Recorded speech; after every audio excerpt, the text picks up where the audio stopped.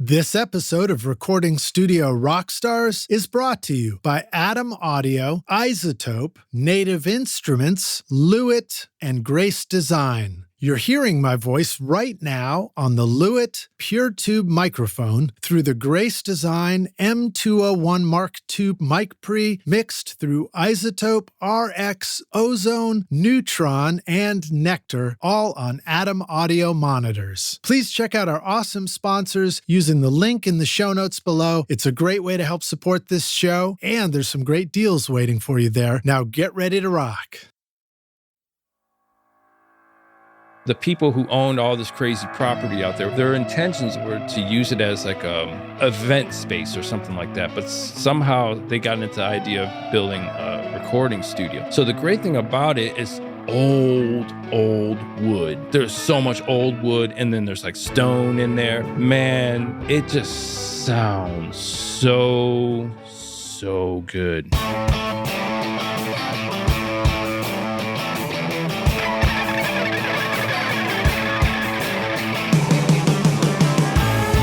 Welcome to Recording Studio Rockstars.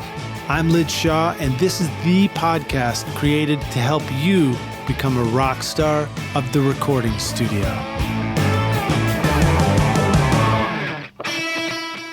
Look, if you're like me, then you love having cool instruments in your studio, right? No matter what style of music you make, Native Instruments gives your studio all the instruments and sounds you need, from drums, loops, and beats to the coolest synthesizers, realistic strings, guitar amps, and futuristic synth pads. I love recording and tracking real bands in my studio, but then adding awesome overdubs from Contact, Massive X, Super 8, Battery, Guitar Rig, and Hybrid Keys, for example. Use the code ROCK10 now to get 10% off, or get Complete Start for free today with a bundle of 2,000 sounds and 6 gigs of samples, all over at nativeinstruments.com. Are you recording your own music or other people's music in your studio, but you're having trouble figuring out how to get your mixes to sound great? Do they sound kind of weak or distant or lack punch and clarity? Well, I've got a gift to help you take your mixes from sounding like basement demos to sounding much closer to professional mixes. And it's my free course called Mix Master Bundle. This course will show you how to get pro-sounding mixes from your home studio with free and stock plugins in Pro Tools, and the best part is that these mixing techniques work for you in any DAW, whether you're on Logic, Cubase, Studio One, Reaper, anything you can think of. If you're ready now to make your best record ever, then go to mixmasterbundle.com to get started for free now, and you can find the clickable link in the show notes of this episode.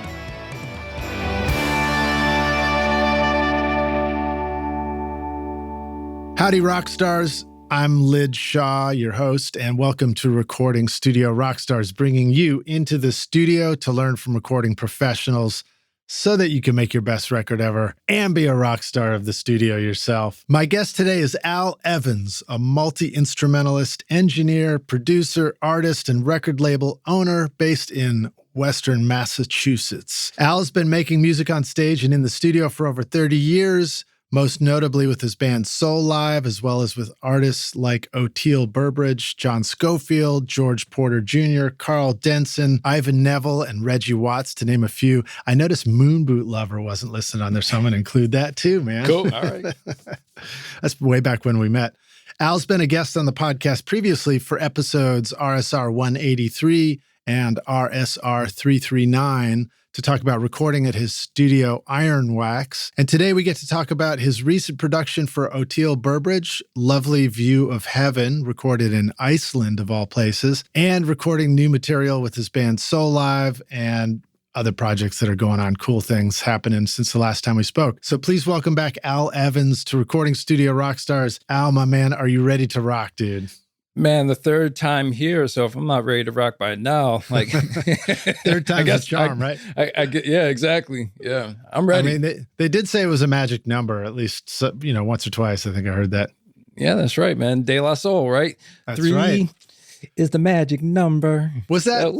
Didn't that come at us through Sesame Street before that, though, or something like that? There might have been. I think that was it wasn't Sesame Street. It might have been like the Electric Company or one of those joints. But yeah, exactly. Yeah. Yeah, definitely De La Soul was where it landed on my radar and stuck. Yeah, exactly. Those were great records, man. Did that stuff inspire you just like as a drummer? I mean, man, it is everything. I mean, so that was, man, it was so great to go back and listen to all of those records when they released them on streaming, because it took like a long time.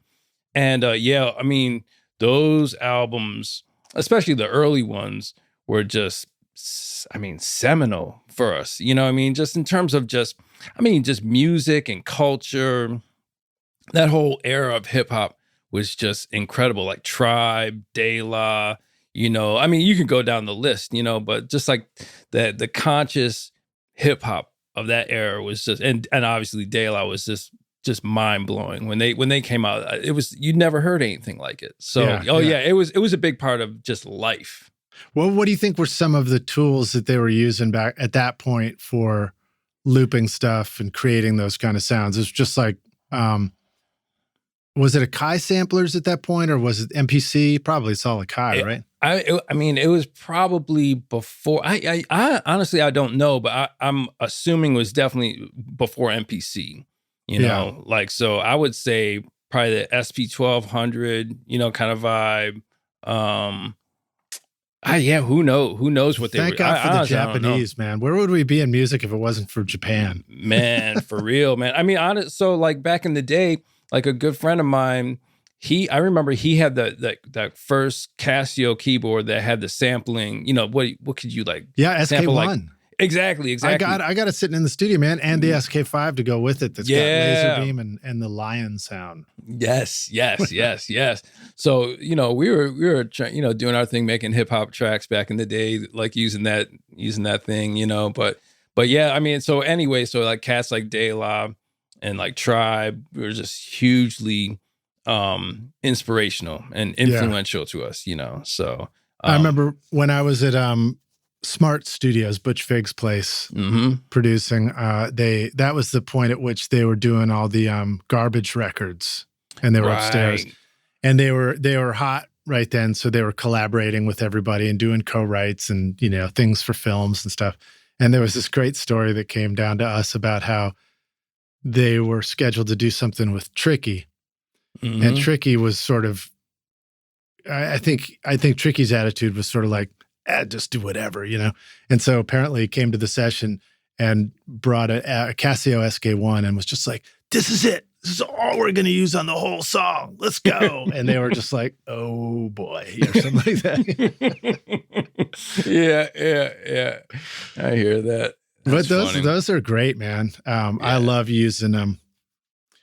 We have all these incredible tools with like modern software synthesizers, and like the computer is always telling us like anything's possible, but it's so much fun to just grab like an old, plastic kid's keyboard and just play the melody on that, and it always stands out and sounds cooler than you think, Yeah, exactly. I hear that. So speaking of studios, I think you've had some changes since the last time I saw you, right? Tell us a little bit about what's going on in your world in studio. Yeah, well, so Ironwax Studios is no more.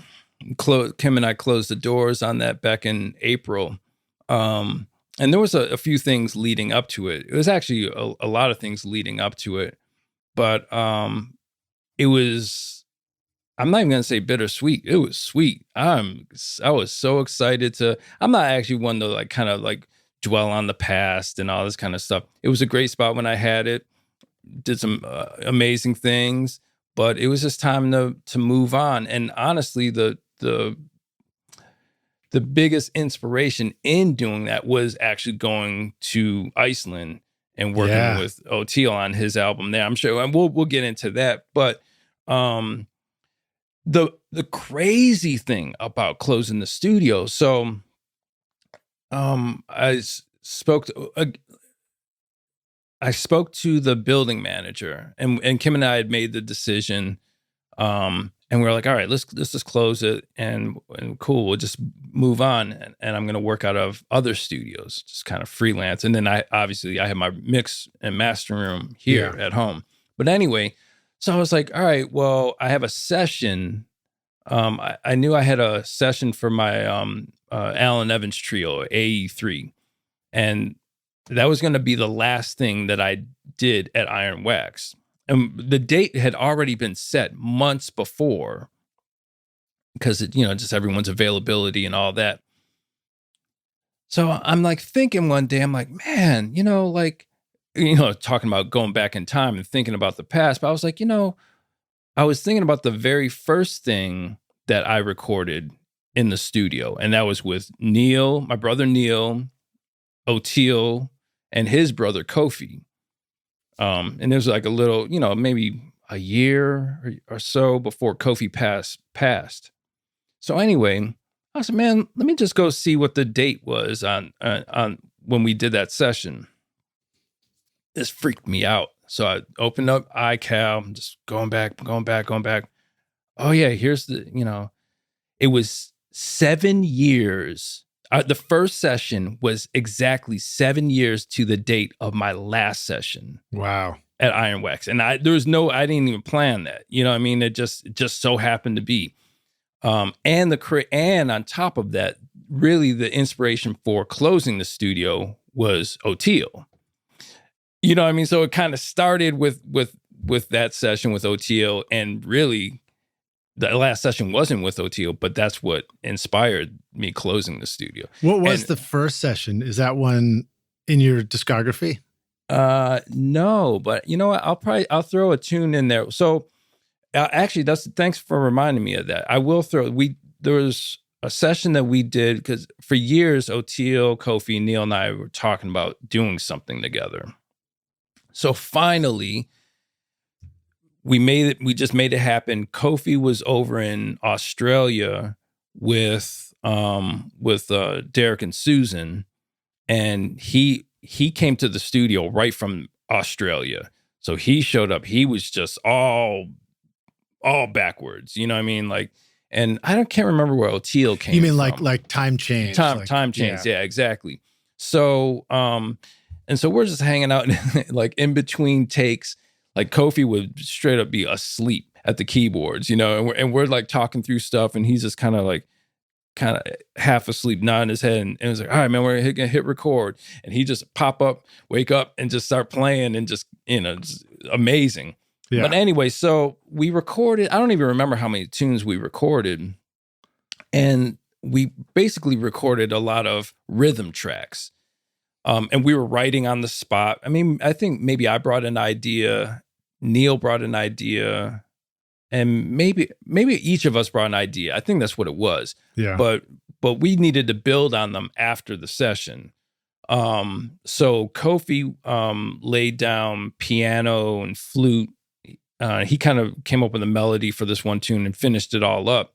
Unfortunately, he passed away soon after that. So we have all these other tunes that Oteil and I have been talking about finishing. So that was, after he passed away, I just, I didn't listen to the stuff. I just kind of, it was just a little too much emotionally. A little too raw. Yeah, exactly. But now there's, some time gone by and so we're excited to dig back into it. But like I said, there is one song that was completed. So I will add it to that playlist. Yeah, it's cool. I mean, and like hearing you describe a session too, like the idea of showing up and like, I had an idea, he had an idea. What does that mean on a session like that for you guys? That's like somebody's got a starter idea, and then what would be a typical fleshing it out or arranging it? And would you guys actually write down a chart or anything, or is it all just in your heads? No, it would pretty much be all in our heads. So, and they were, each idea were in various stages of completion, but they were all really just ideas.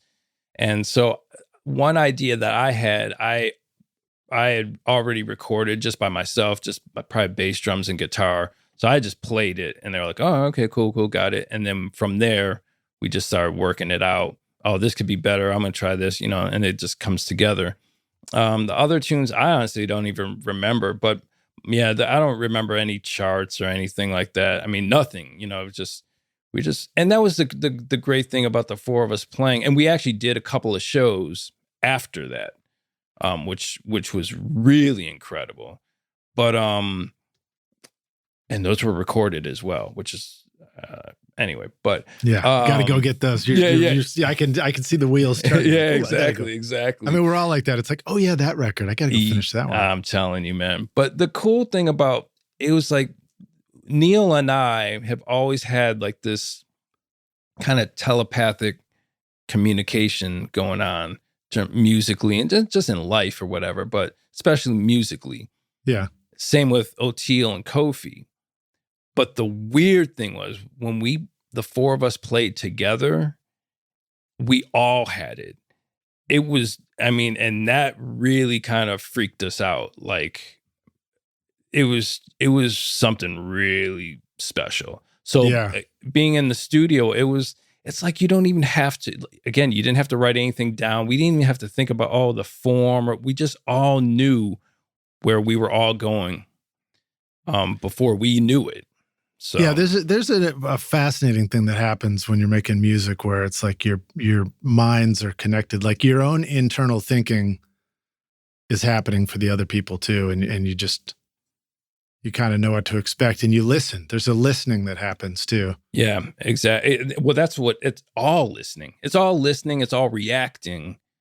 But it's also you're adding your own vibe to it. And it's all happening at the same time. It's fascinating. And I've been doing this my entire life with Neil and it still bugs me out, So how's everybody connected? How is it that you guys are all close and like, what's the history? Well, so I'm trying to think if Neil was there. So back in the Moon Boot days, I remember initially a really good friend of mine, this cat Max, who's a guitarist in this band. They were out of Burlington, Vermont. Moon Boot and his band used to do a lot of shows together. One night, and we used to stay at their house, after the gigs, when we were just broke musicians. So we were just crashing on floor. You know the deal. So anyway, I remember one night we were hanging out after a gig and he was like, oh man, you got to hear this band, Aquarian Rescue Unit. I was like, cool. That's a crazy name. I don't know. Wait, who said that? Who Max, the guitarist. Okay. So, and since he was a guitarist, he was especially focused on Jimmy. And he was like, man, there's this one tune and you should hear this guitar solo. It feels like it's like a half hour long, but the guitar solo, and I remember he literally timed it, and it was something crazy like 13 seconds, 13.7 seconds or whatever it was. I think it was on Time Is Free. It was the live ARU album. And that came out, what was it? Capricorn Records, I think it was back in the day. This was like early 90s, right? Early 90s. This is when I used to go see him play. They'd come through Murfreesboro and everything. Right. So, it was Sipe, Oteil, Colonel, Matt Mundy, the whole crew, Jimmy. And I'm listening to this and we all freaked out because I'd never heard anything like it. It was like, I grew up listening to fusion, like Mahavishnu Orchestra. So it felt like it was from that school, but there was something also Southern about it. You know what I mean? Like it had like a Southern rock thing. Yeah, and is that Jimmy? Well, yeah, Oteil at the time was living down in Birmingham, Alabama. So they had they definitely had some Southern, roots to to the band and to the music, but it was also fusion. And so anyways, just listen to this is incredible. And not long after that, we had an opportunity to open for ARU down at the Cat's Cradle in that's in not Charlotte, North Carolina. Yeah, North Carolina, but where UNC is. Yep. What was that town? I'll think of it in just 1 sec. I'll tell you. Yeah, because the deal. I was there. Yeah, exactly. So we opened up for Chapel Hill. Thank you. So we opened up for ARU, and I just, we did our thing, whatever. And then they played the show. And after that show in particular, I'll never forget, because I just remember standing there listening to Oteil and Jimmy. And Jimmy in particular freaked me out because he was playing faster than I could think. You know, like you listen to a guitarist or any instrumentalist, soloing, and like, okay, I can dig. Oh, they're quoting that, or I can dig that. This dude was like, I couldn't process like what he was playing fast enough. It just bugged me out. So anyway, after the gig, we're hanging out. They had like you remember back in the day, everyone was buying up the airport shuttles and like turning them into like their own little tour buses. They had the bunks and all this kind of stuff. So I remember being we went on their airport shuttle, and that was like the first time I'd actually been on one. And I thought those dudes were like rolling, you know what I mean? That was like, like, wow, man, we're rolling in a van with a trailer, and these dudes have an airport shuttle that's hooked up. So anyway, we were just like hanging out, talking, and just immediately there was something about that. I just remember Oteil just like, we just hit it off. All of us, we hit it up, but especially Oteil, and there was just something there, and I remember him always telling me about, oh man, well, wait till you meet my brother Kofi, and so it took a little while. It was a little while after that when we met Kofi and that all. But it was like family right from the get go. When you meet certain people, like, oh yeah, it was like we'd known each other our entire lives. Yeah. And it's, So, and we've been tight ever since. Colonel Bruce was such a character too, man. He was a trip. When I went down and did my Bonnaroo studio the very first year in 2005, he was brought in as the interviewer, and he was sitting in the studio interviewing everybody. And like, what was when you stepped onto the airport shuttle, did he try and guess your birthday? Not then. But he did later on Jam Cruise one time, and actually that was Colonel Bruce was something special. He was like Oteil always says, he's an alien. He was an alien for sure. Nice, man. Nice. Yeah.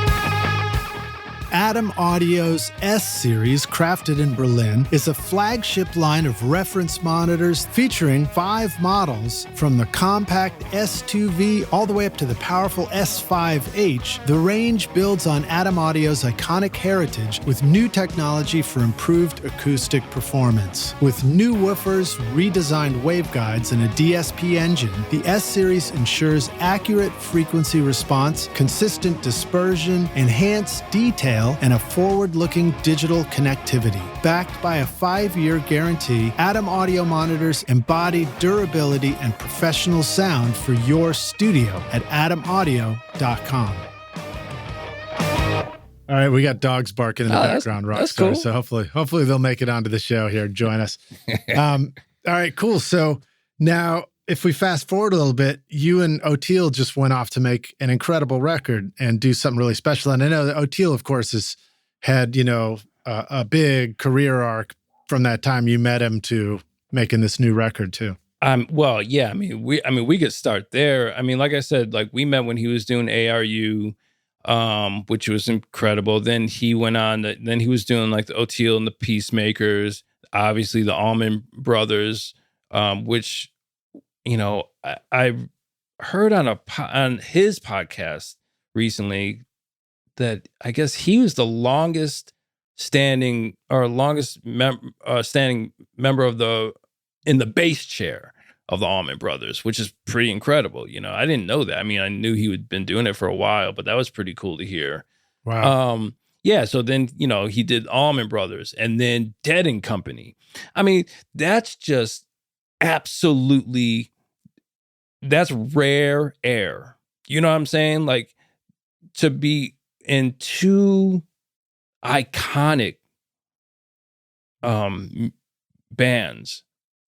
I mean, that just doesn't even make sense. And then I've been learning throughout this process of really digging in, obviously working on the album with Oteil, the connections between the Allman Brothers and the Grateful Dead. Like on the surface, I never would even guess that there were so many similarities or just, but it's been really fun learning all this history and these connections between the two bands from Oteil. It's just fascinating, really fascinating. Yeah, I mean, it's also fascinating that this musical path from, funk and jam band stuff into essentially Southern rock and, folk rock. Exactly. And the way those things all mix together. Exactly. And it's really, it's fun hearing Oteil talk about it. I was reading this book, The Surrender Experiment.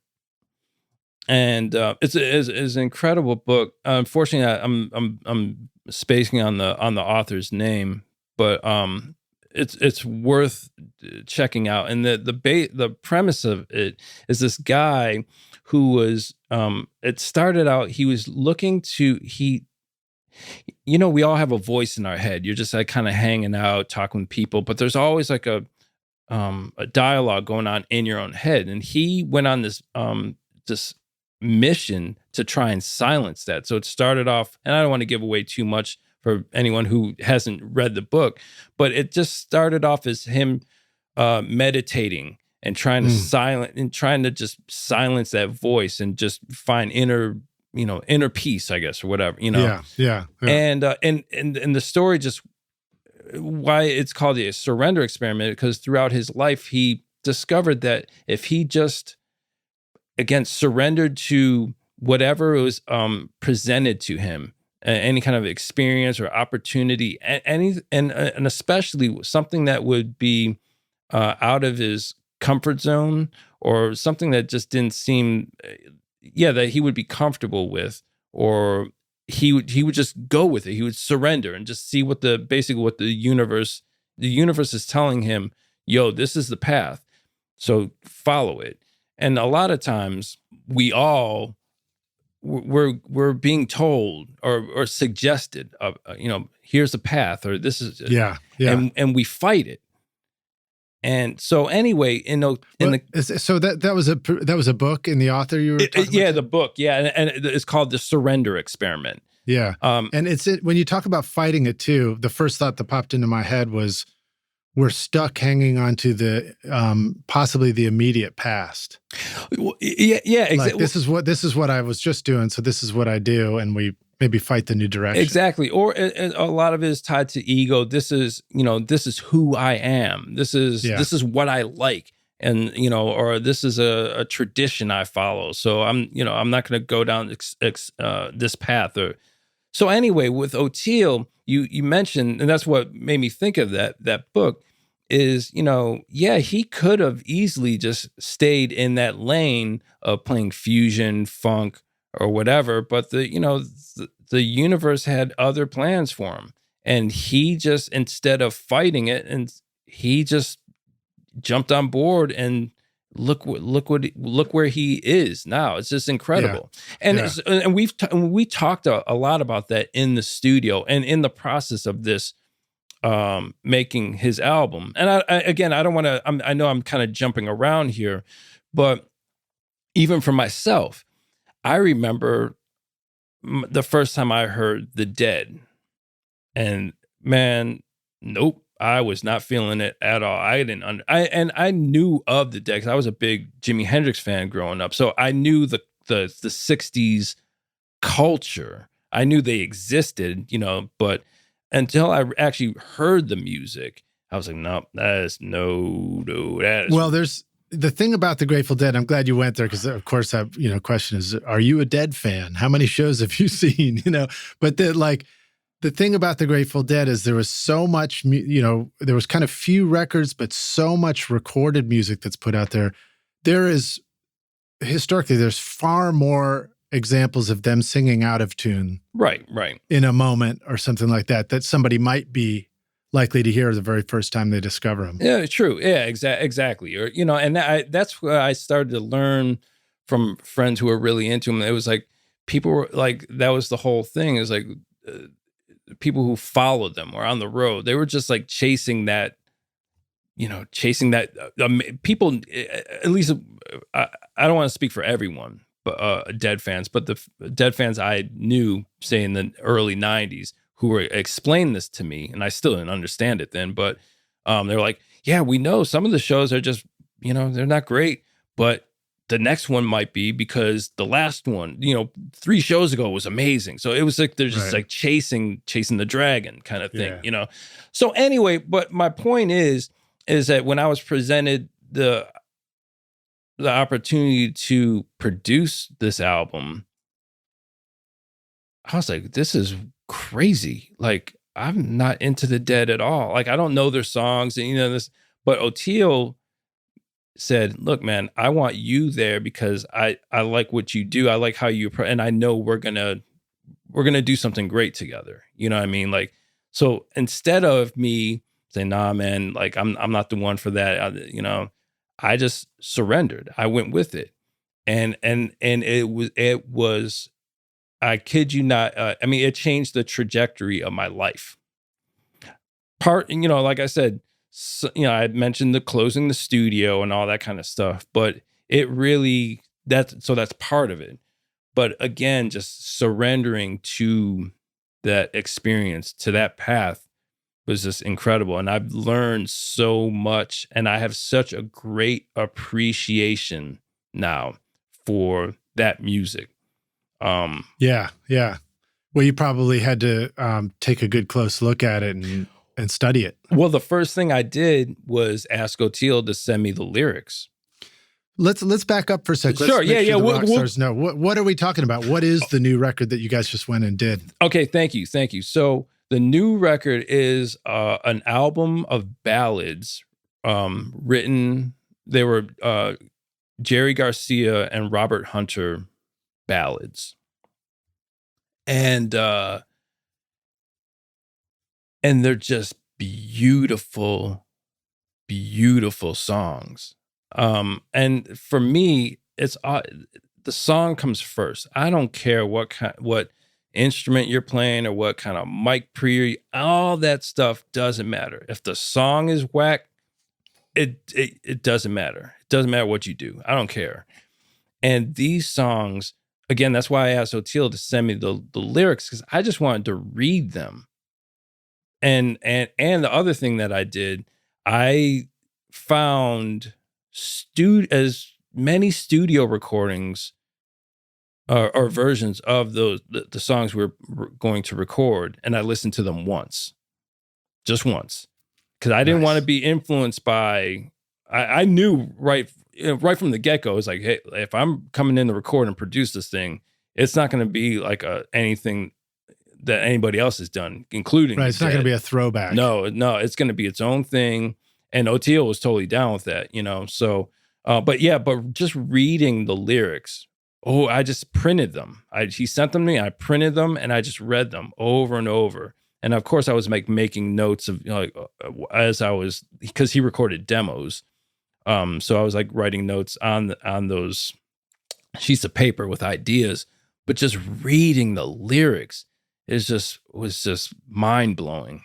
Yeah. What talk a little bit about some of the things that struck you in the lyrics. What is it fair to ask, what were they writing about? Well, yeah. Well, I never, yeah. I mean, what is any artist writing about? I don't know. And I honestly feel that once you release something into the world, it's no longer yours. It's for everybody else to interpret. And that's so I don't know exactly what. With that said, I'm sure there are some hardcore Dead fans out there who probably know the backstories to where Robert Hunter was, sure. Whatever. I get that. But even with all that, I never assume that that's correct information or even pertinent information. Hey, Rockstar, come on over here. I've got a secret to tell you. Want to know how I get a consistent sound mixing over 1,000 hours of recording studio rock stars? Well, my secret is using iZotope, RX, Ozone, Neutron, and Nectar to make this podcast sound great. Right now, you are hearing RX Breath Control, Declick, Declip, DS, Deplosive, Voice Denoise, Ozone Multiband Compression, Neutron EQ, and Limiting, all from iZotope. Use the secret code ROCK10 to get 10% off over at iZotope.com. What about the mood of the lyrics? I mean, one of the notes I wrote down just listening to China Doll, I just wrote a murder ballad. Well, it's interesting. So the one thing that I picked up from that body of work, or at least this album, it's very for me it was very visual. It's very you know what I'm saying? Like it really like brought me in and took me somewhere. Again, it was my own experience based on listening to my interpretation of these lyrics, but it wasn't surface. They're not. None of these tunes are surface. They're deep. They're deep dives into human emotion and it just kind of rocked my world. There's a quality of hopeful sadness in Grateful Dead songs, Exactly. And so what I was really excited about, I remember at the end of the session, I'm sure we may get into the nuts and bolts of things, but we will. Yeah. But I remember at the end of the session, just sitting there with Oteil, and I was just kind of laughing. We were talking with some other people, and I was like, man, it's so incredible that I'm sitting here like I was just not a Dead fan at all. I mean, I played with Phil Lesh in the past or whatever, but I just wasn't a Dead fan. But I had become one because I felt, this is me personally just speaking, of course, but it was like the first time I could listen and hear the music, or hear the songs, I should say. Whereas I felt like in the past with me, so much of the Dead thing, just the whole thing for me personally, again, got in the way of me and being able to dig in and enjoy it.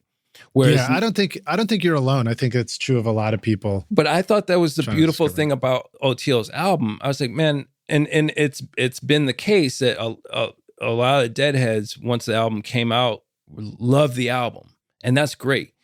But the thing is, people which I knew was going to happen, at least I was hopeful was going to happen, people who were in my same position, who were not into the Dead, were hitting me up saying, yo, this album is incredible. I love this music, because it was presented in a way, it's just in a different light. It was, saying, like, it wasn't. I just got that recently. I went to a show and I ran into some old friends from 30 years ago. And he was raving about this record. Oh man, that's great, man. The one thing I wanted to do, I was talking with Kim about this when we were on a walk one day. We were just talking about she loves the album, which is awesome. But this is my wife, everyone. But I said, the one thing I wanted to do, and I was so happy that Oteil was down with it, and I never even mentioned it to him, but I wanted to make sure the vocal was up front. Like you could hear it. And this, Lidge, man, when you work with a lot of people who are in various levels of comfort with their own voice. We're speaking specifically vocalists. And there's so many times, man, when you get that, oh man, can you put like a phaser or something and put the vocal back? And I'm like, oh damn, man. I understand, because maybe it's like their first time singing on an album or whatever, and they're self-conscious about their voice, so you end up bearing it. Now the thing that with this music, I could have buried the vocal in with everything else, because the majority of people who are going to listen to it, well, I'm not going to say, I don't want to say that, but a lot of people who would listen to it already know the songs. Right. So Right. so you don't, you know what I'm saying? So the vocal wouldn't have to be so upfront because they just already know it. So in They're their singing mind, it in their head. they're singing it. So the vocal sounds upfront to them. That's not even a concern. But I wanted to make sure two things. Oteil has a beautiful voice. Now, this was the first album that Oteil was going to be singing lead on in his career, like from front to back. The first album Oteil was going to be singing lead on. So in the studio, there was a few things I was helping him out with in terms of coaching it just needed to happen. And he did an amazing job. You know what I'm saying? But I wanted to make sure his voice was just up in your face, not annoyingly, because I wanted to make sure people who didn't know the songs could hear and feel these lyrics, because it was so important to me. You know what I mean? So I'm so glad that when I I got back from Iceland, and I was going to wait like a few weeks to dive into it. But, you know, man, I just well, let me make sure the files everything's cool. And then, you would step after step. Next thing I knew, I was like in a mix. So I sent it to Oteil, and not once did he say, "Oh, can you bring the vocal back?" He was like, "Oh, it sounds great, man." I was like, "Oh, we're on. It's on. It's on." Yeah. So that's great, man. You guys all went to Iceland. Of all places, you went to Iceland to go record this, but then afterwards you brought it all back with you, right, and mixed it at your place. So let's talk about Iceland a little bit. What was this? And I just wanted to make one comment, because you mentioned Phil Lesh, who had one of the greatest bumper stickers that was made about him. Remember, there was the beer commercial about great taste, less filling. Yeah. There was a bumper sticker that said "Great bass, less filling." Damn, man. Yeah. Wow. All right. So tell us about Iceland. Why'd you guys go?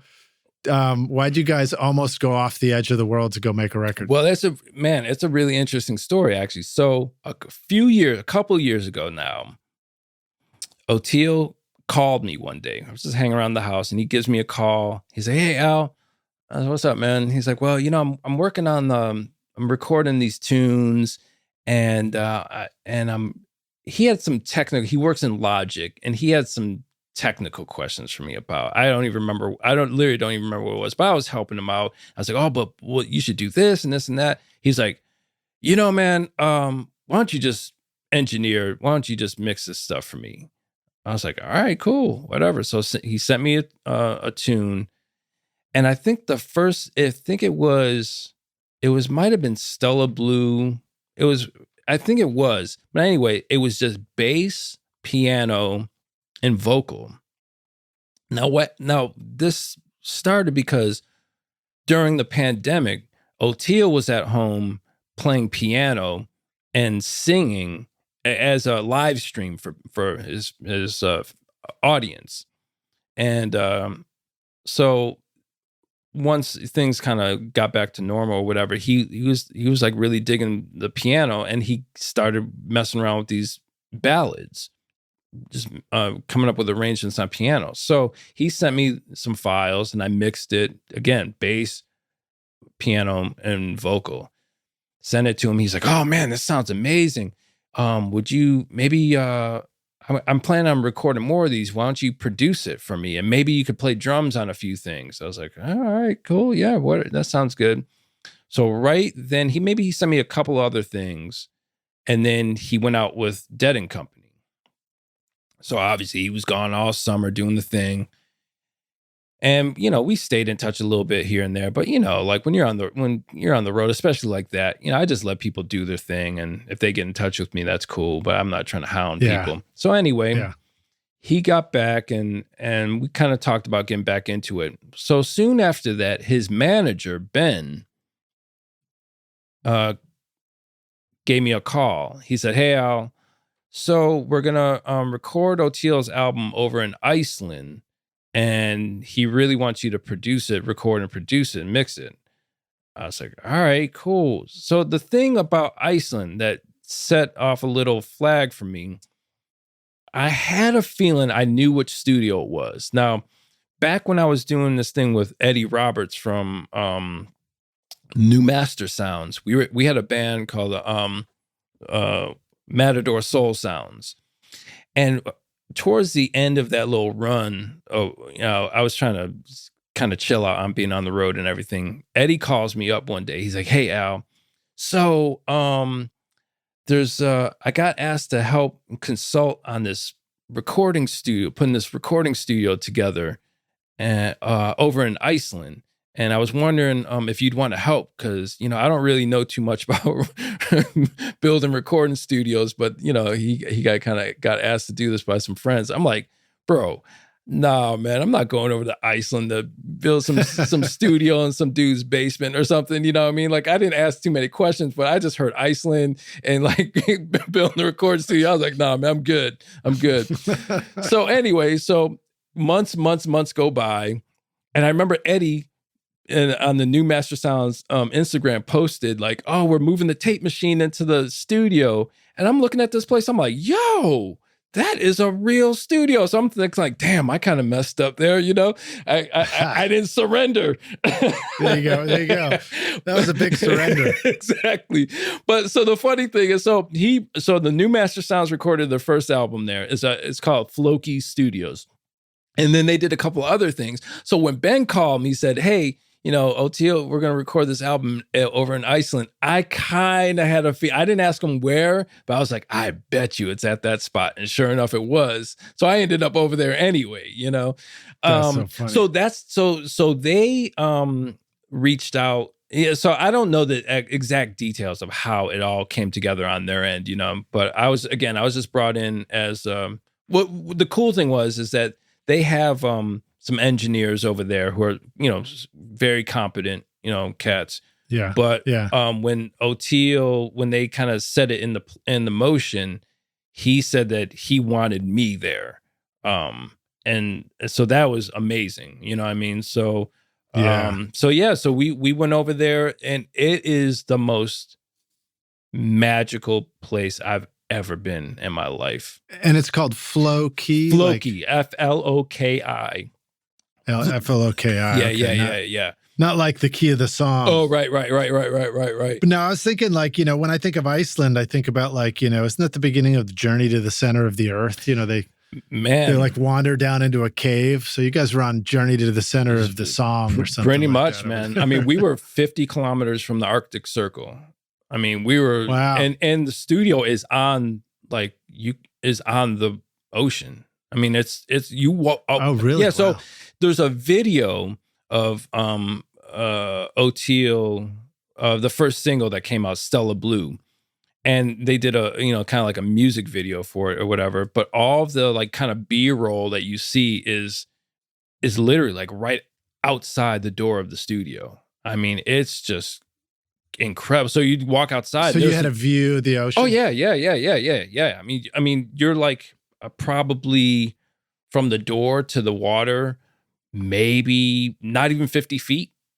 I mean, it's crazy.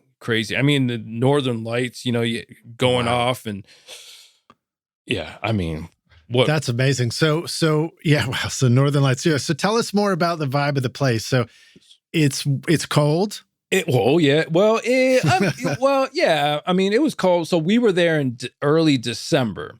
So okay. the thing about, I mean, the cold, whatever, we could deal. It wasn't that bad, but. And you're inside a studio. Yeah, anyway. Exactly. Yeah, they had a fire going in the lounge, and it was great. But there was, I think, maybe 4 hours of daylight.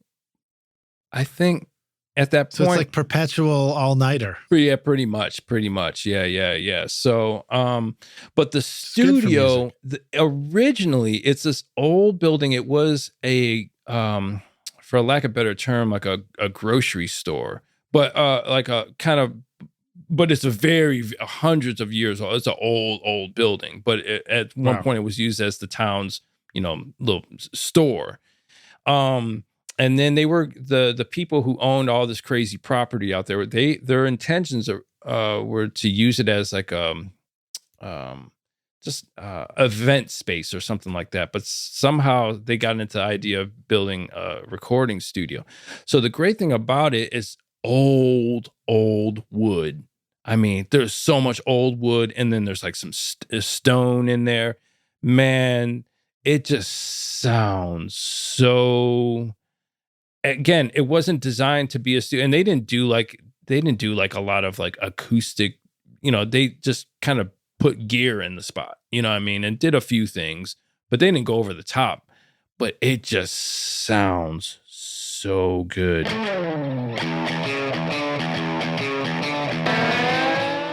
What do songwriters, music producers, DJs, EDM, TV, and film composers all have in common with you and me? We all need incredibly cool sounds that instantly transport the music we are creating to the style that we want. This is why Native Instruments is your ultimate toolkit with a massive library of sounds for your studio. Whether you want to create hip-hop, indie pop, classic rock, meditation music, pumping dance floor beats, or full orchestral arrangements, Native Instruments' Complete Bundle offers you everything you need, from drums, loops, and beats to wild synths, ultra-realistic strings, and vintage electric bass, guitars, and keys. The list goes on and on. I personally love recording real bands in my studio and then adding cool drum samples, synths, and futuristic keys from Battery, Contact, Massive X, Guitar Rig, and Hybrid keys, for example. Plus, it's a great way to make your production sound modern and unique. Use the code ROCK10 to get 10% off or get Complete Start for free today with a bundle of 2,000 sounds and 6 gigs of samples over at nativeinstruments.com.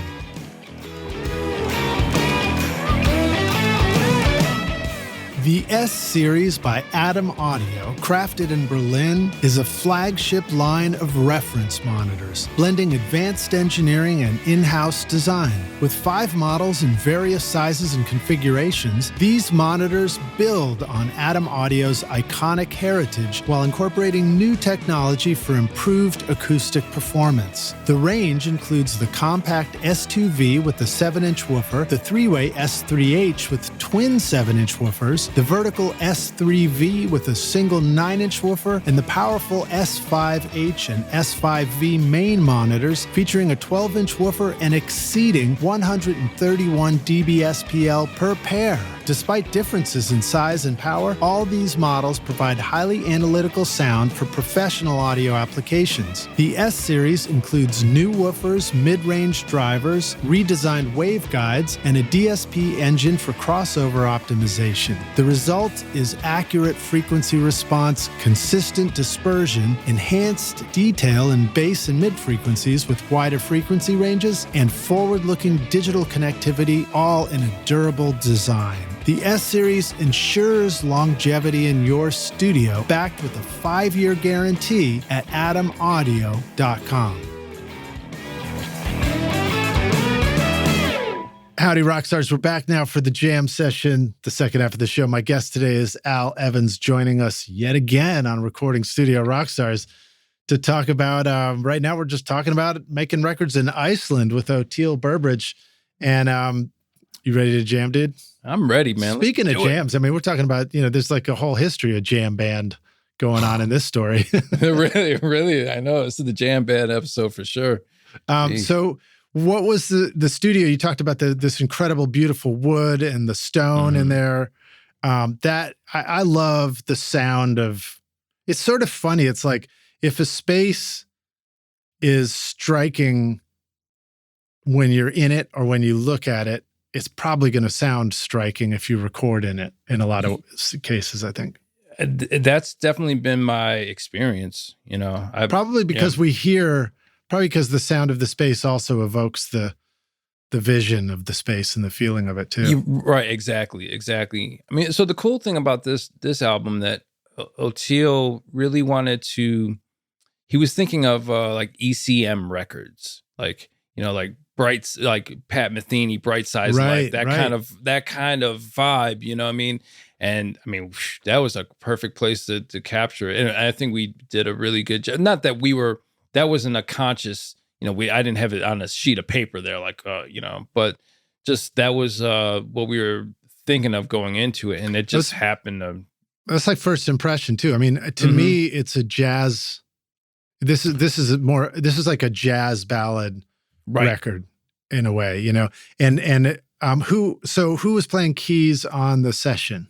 So Jason Crosby. Jason Crosby. He played fiddle and keys or violin. Right on. Yeah. So but then you also had a cellist there too, or No, that's just Jason. So Jason does all the string stuff. Yep. He just layered it all. Okay, cool. We'll talk about that too. Yeah. But the thing that I really noticed that struck me, and I'm curious about your thoughts on this, is that the mood of the record seems very set by the piano voicings and Oteil's, his voice. Those two things really, to me, really define the tone and mood of the record.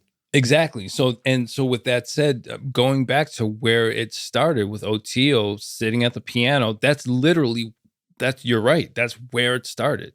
That's the root of everything, was like, Oteil sitting at the piano and working it all out. So he had like demos of everything.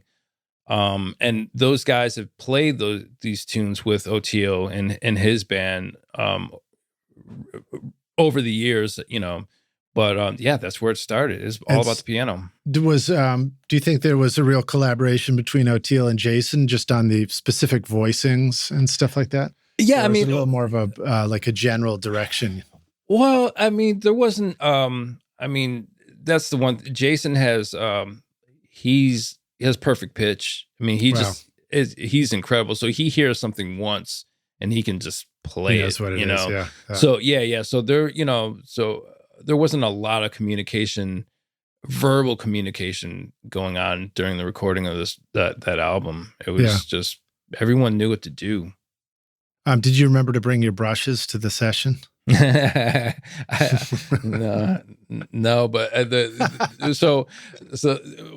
no, there were two cats who played drums on the album. Oh, cool! For some reason, I was thinking that you had played on it. No, I didn't play on it, man. So, no, so they brought some brushes. So right on, man. Okay, well, let's talk about the band a little more. Okay, some of the musicians, like what was the lineup? How did you set these guys up to for success in the studio? So the band was, again, Oteil, Jason Crosby, and then there were two drummers, John Morgan Kimmock, and Pete Levisoli, and then two guitarists, Tom Guarna and Steve Kimmock. So, and Steve is John's father. So the beginning of the session was broke up into basically two bands. So the first half of the session was Tom and Pete playing drums, Tom playing guitar. And then a few days later, the Kimmocks showed up, and then we switched. So the drum set, I set up they had a late 60s Ludwig. Mm-hmm. And this is in Iceland. So basically Iceland. When the musician freezes solid, then you have to swap them out. Exactly. And that's what changes out the band. Yeah, no doubt. So I set the drums up in a spot that just sounded pretty good. I had guitar, amp, everyone was in the room together. So when it came time to switch rhythm sections or guitar and drums, those dudes, John and Steve just came in and, this sounds great. And just, so we didn't, they maybe, John maybe changed some cymbals, but that was it. I didn't have to move a mic. I didn't have to do anything. So band standing in a circle kind of thing, or essentially, yeah. Or they were actually in four corners of the studio, actually. Right, a bigger studio than this is a bigger space than Ironwax. Or similar? It was definitely bigger. Yeah. And so there was great sight lines. There was perfect amount of bleed. Between right. So amps are in the same room with drums. Yeah. Bass amp too. There was a bass amp that was recorded that I didn't use in the end, but it was just there. It's just there as a backup, and also just Yeah, exactly. But it's I always like having the bass amp in the room. It just it kind of helps the vibe. Like. Well, it's interesting thinking about a bass amp in the room where maybe you don't use the mic on it, you use the direct, but it gets possibly picked up as a little bit of bleed in the other mics. Exactly, and it to me it just helps create that sense of space. Yeah, you know what I mean. Like I always go back to what was it? The Neil Young album Harvest Moon. Yeah, yeah. That was done here at Quad Studio. Not Harvest Moon, but Harvest, right? Oh, okay, the original, the first, but exactly. But the thing I always loved about that album is I can't remember what tune it is. So, but we'll have to figure out, but it happened on a few tunes where you could hear the drummer wasn't playing, but you could hear the bass, like was buzz, the bottom of the snare was buzzing. Yeah. With every bass note. And you're just like, oh God! I feel like you hear that on some of the Hendrix records. Oh yeah, man. Yeah. There's tons of I mean, that's just, and that just gives you a sense that like these cats are in the same room together, and it's very subtle, and most people just wouldn't. We know that, Yeah. But the general public doesn't we know. know that, but we discovered that along the way too. Exactly. The first time you hear that, you're like, whoa. Right. Or you hear one of my favorites is when you hear the scratch vocal bleeding through. And it sounds like a ghostly double of the re-recorded vocal. Mm-hmm. Yep. Exactly. And these are things it's worth interjecting, Rockstars, that these are things that you can stumble on that you discover are really useful in sessions. So your first reaction might be like, oh no, we're hearing it bleed on the drums. That's no good.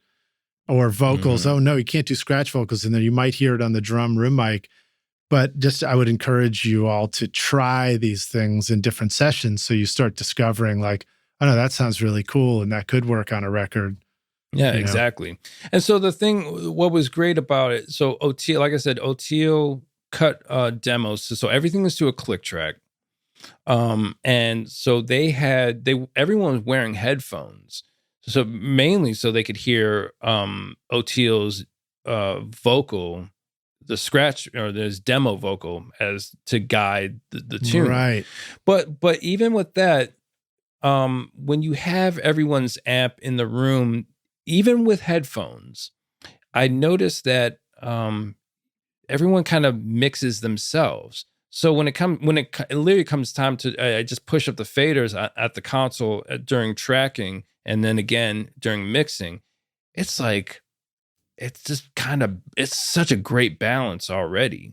Yeah, because people are playing, they're controlling their own levels and how they play. Exactly, because, you as a drummer, you can only play so loud before you yourself drown out the bass amp that's near you or the guitar amp or whatever, right. So, yeah, so everyone, they just self-mix and again, it doesn't work for every record, but what do you think you might have done if you didn't have a demo vocal to guide the track? So the click and the demo vocal can be a solution as far as keeping everybody, in the lane of the song as you're recording. Well, that actually did happen for one song in particular. Oteil we didn't use the demo vocal for some reason. I don't know if maybe we didn't have it or we maybe changed the arrangement of the tune, but I just set up a RE20 and he just sang. Again, we still recorded to a click track. So and why click? What was it about a click that you guys said this is the right way to do it? He just, it's kind of funny, like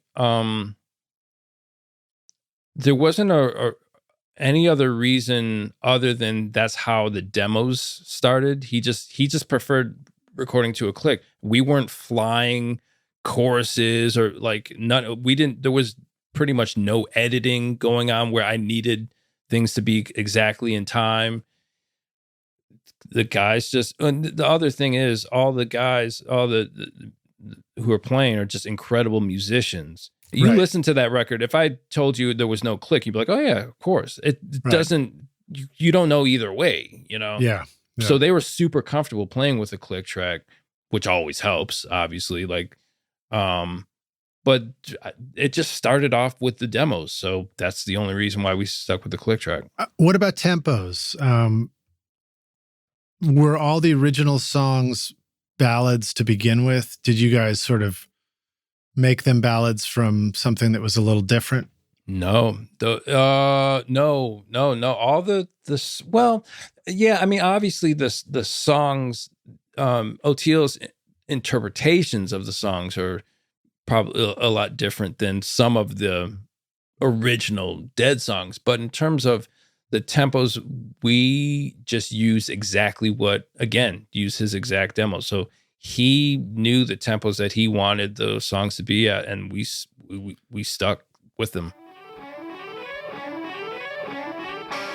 I am massively impressed with iZotope Ozone. I've been mastering a lot of my records recently, and Ozone makes it so easy for me to get a fantastic sound. The mastering assistant will help you get started by measuring your track and suggesting all the settings you need for a professional result based on the genre and EQ curve of your choice. You can even reference a specific song if you want, using simple yet sophisticated modules like clarity, impact, low-end focus, stabilizer, imager, exciter, and spectral shaping, along with powerful dynamic EQ, compression, and limiting. You simply adjust the settings to your own taste, and it sounds incredible. And the magic of master rebalance means you can reach into your mix at the mastering stage and manipulate the vocal, bass, and drums. My bandmates are pretty demanding of my mixes, but now when I send off the masters for approval and get comments back like, "Holy bleep, pristine,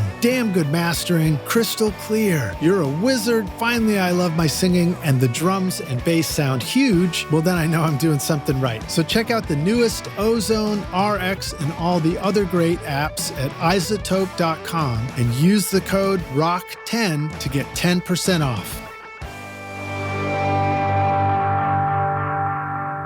Do you feel like, did you guys discuss this? You know, when you're making a rock record or a pop record or something like that, you might find yourself aware as a band of like, well, we want to make sure we have enough up tempo, some mid tempo, some down, but we have to have the variety, or we want to keep the record in a certain place. I guess every record has a mood. Like a funk record that you might do, it might have a very defined range of tempos, and a ballad record might be important that all the tempos stay down in a very like relaxed. It's almost like you walk into a meditation or like a spa or something. It's like, don't move the tempo up on us where everybody's trying to relax or something. You know? Pretty much. I mean, it was an album, or it is an album of ballads. So that was the framework we had to, we were working within. So, but there are tunes like, what was it, Mission in the Rain, which is a little, it's a little more upbeat feeling than, most of the tunes. But at that point, really what the I wouldn't even say the challenge, but the sequence of the album was super important.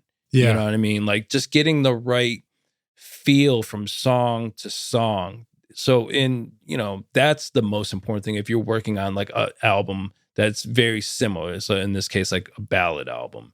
It's just what did you guys think about the order in which you record the songs? How do you know which song you're going to start with?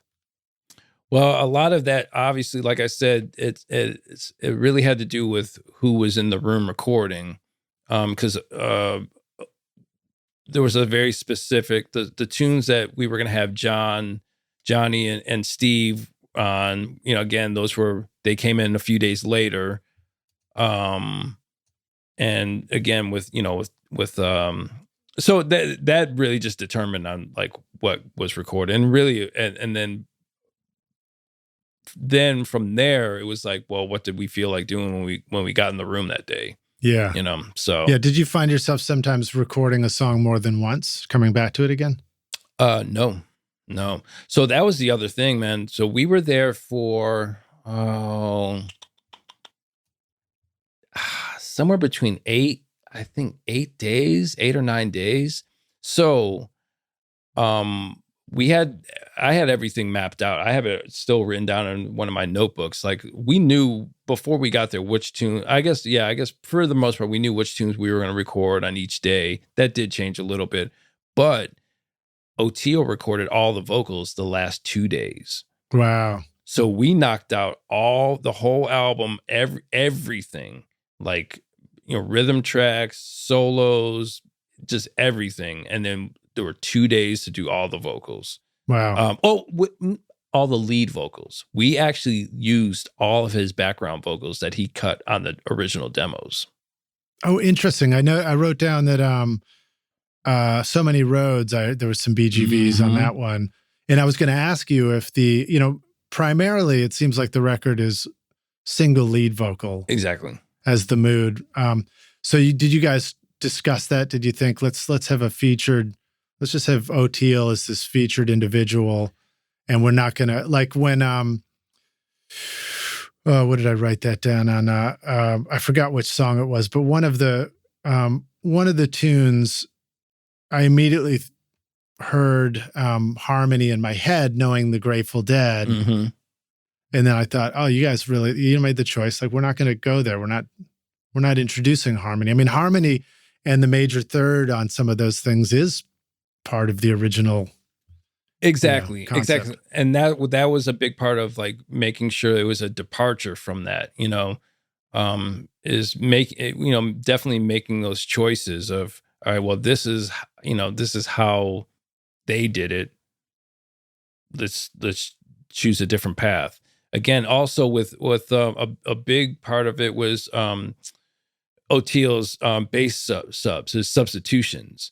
So that was a very big part of because some songs are very specific substitutions that create the chord completely changes. The whole vibe of the tune changes from the original. You know what I'm saying? Like, you certain sub, maybe all of a sudden it's what would be a kind of a major sounding up, kind of thing. All of a sudden it's a little darker.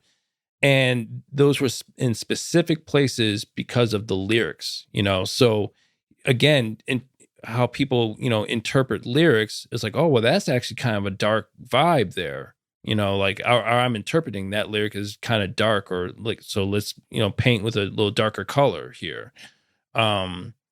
So yeah, there were definitely, like, a lot of intentional choices made to differentiate what this vision, as opposed to what the originals were. Yeah. And then what about the studio? You guys had a console to work with. Did you still have a house engineer, on your left that you could say, hey, where's the thing? How do you get the plate reverb going, or whatever you wanted to do? Yeah. So they had a brand new, what is it? The API 2448. Oh, cool. Yeah. I mean, brand spanking new, and great sounding board. And so I didn't know, maybe I did know what console they had in there, but APIs have always been my favorite consoles to work on. Like, just, I mean, whatever, we can go down, Neves are, I've worked on a lot of them. Especially for a record like this, where you just want that, like, the deep pure lows and just the crystal clear highs and all that. Yeah. So that was great. The gear they had was pretty incredible. I mean, like, Oteil sang on a vintage U47. We had a vintage U67 as a drum overhead. The mic selection there was just great. I mean, they have a rack of, oh man, the rack of gear was just incredible. I mean, they have, like, the 24 channels of API, but then they also have 24 channels of 1073s in a rack, not so whatever, if you need that vibe for something, but yeah, so the console is great. There's a guy who's like the studio manager, and he's a competent engineer himself, Wade Coleman. And Wade is one of the guys who runs this whole music side of this company. So it's 11 Music. And yeah, so he was there, and he was actually, we were filming the entire time as well. Oh, wow. So they have cameras all over the studio, and then they have a few handhelds as well. So yes, It's so amazing too, like, because you guys really went into the studio very intentionally. I mean, it's like 8 days. You got film crew, I don't know about film crew, but you got film going on. You got the recording. You've got the whole session planned out, and you know, it's probably they knew exactly what they were going to do with the release of the album. Oh yeah, as you even went into the studio. Yeah, man. I mean, you know, that's the great thing about working with artists on that level with that kind of experience. And again, you know, Oteil was at the time was a bass player of Dead and Company. I mean, you know what I'm saying? Like it's just different. It's a different level. Now, have you had a chance to go see him play with Dead and Company or anything like that? Yeah, Kim and I saw one of the last shows. Well, it's interesting. I actually saw one of the first shows of Dead and Company in Boulder, Colorado, years ago. Red Rocks? No. At the CU. It's the football stadium there, in Boulder. Yeah. So I saw one of the very first shows, which was interesting because we both happened to be in town at the same time. So I said, oh, man, let me go check these cats out. And the place was not packed. People were kind of like, and it was, you have to remember that was early on. It was like, John Mayer. There was a lot of people were, there was a lot of question marks, I'll say, Right. But it was a new thing. It was it was a real shift. But yeah. But it was cool. It seemed like it seemed to thrive, and I think I saw a version of that at Bonnaroo too when those guys were there too. But I mean, I grew up with this stuff, so to me, there's some version of the Grateful Dead always in my periphery. Something's happening, Right. But I'll tell you this though, man. So Kim and I went to go see them at Fenway just recently for one of the last shows, and that was completely different. That place was jam-packed. And man, it was a pretty good show. They had Jay Lane playing drums along with Mickey. So that was a little different.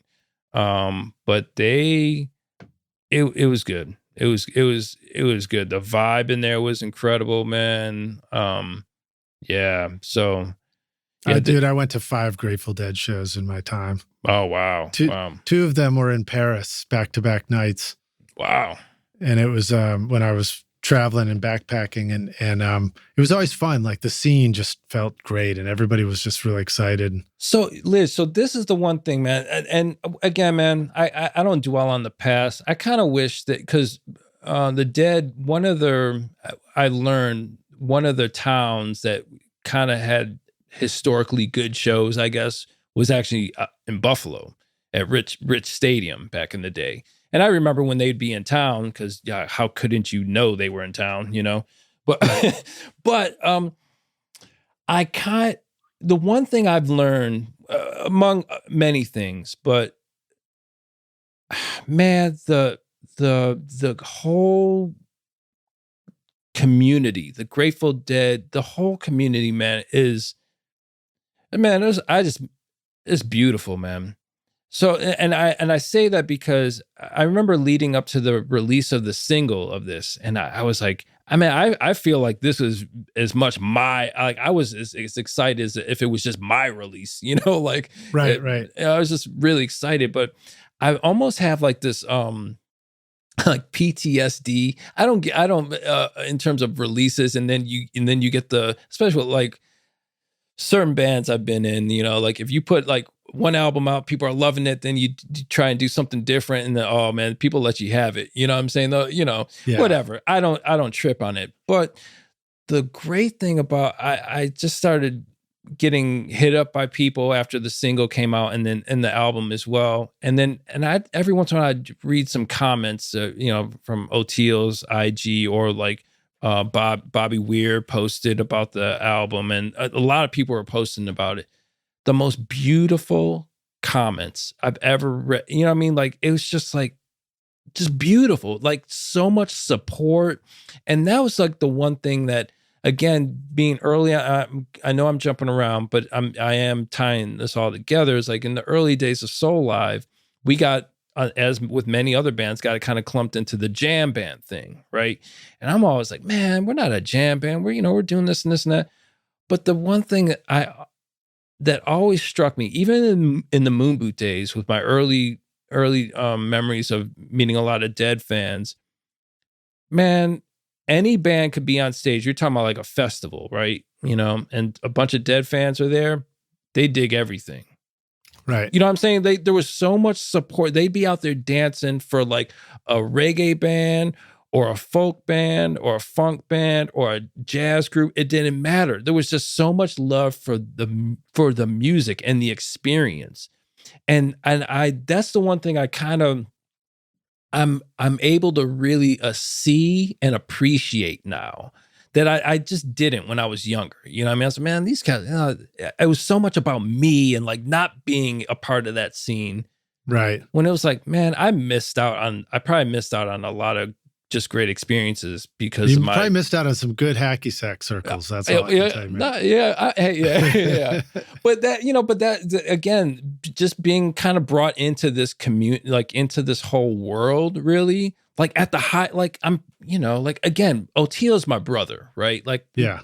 But I also recognize that, like, wow, man, I've been brought in at kind of one of the highest levels that you can be a part of this community. So to really be able to see the reaction to it and just the love, it's just been incredible, man. It's just again, I say with the most sincerity, like this changed the trajectory of my life, man. You know what I mean? Like just how I see things and how I experience things, just so much love now. You know what I mean? That's great. Yeah.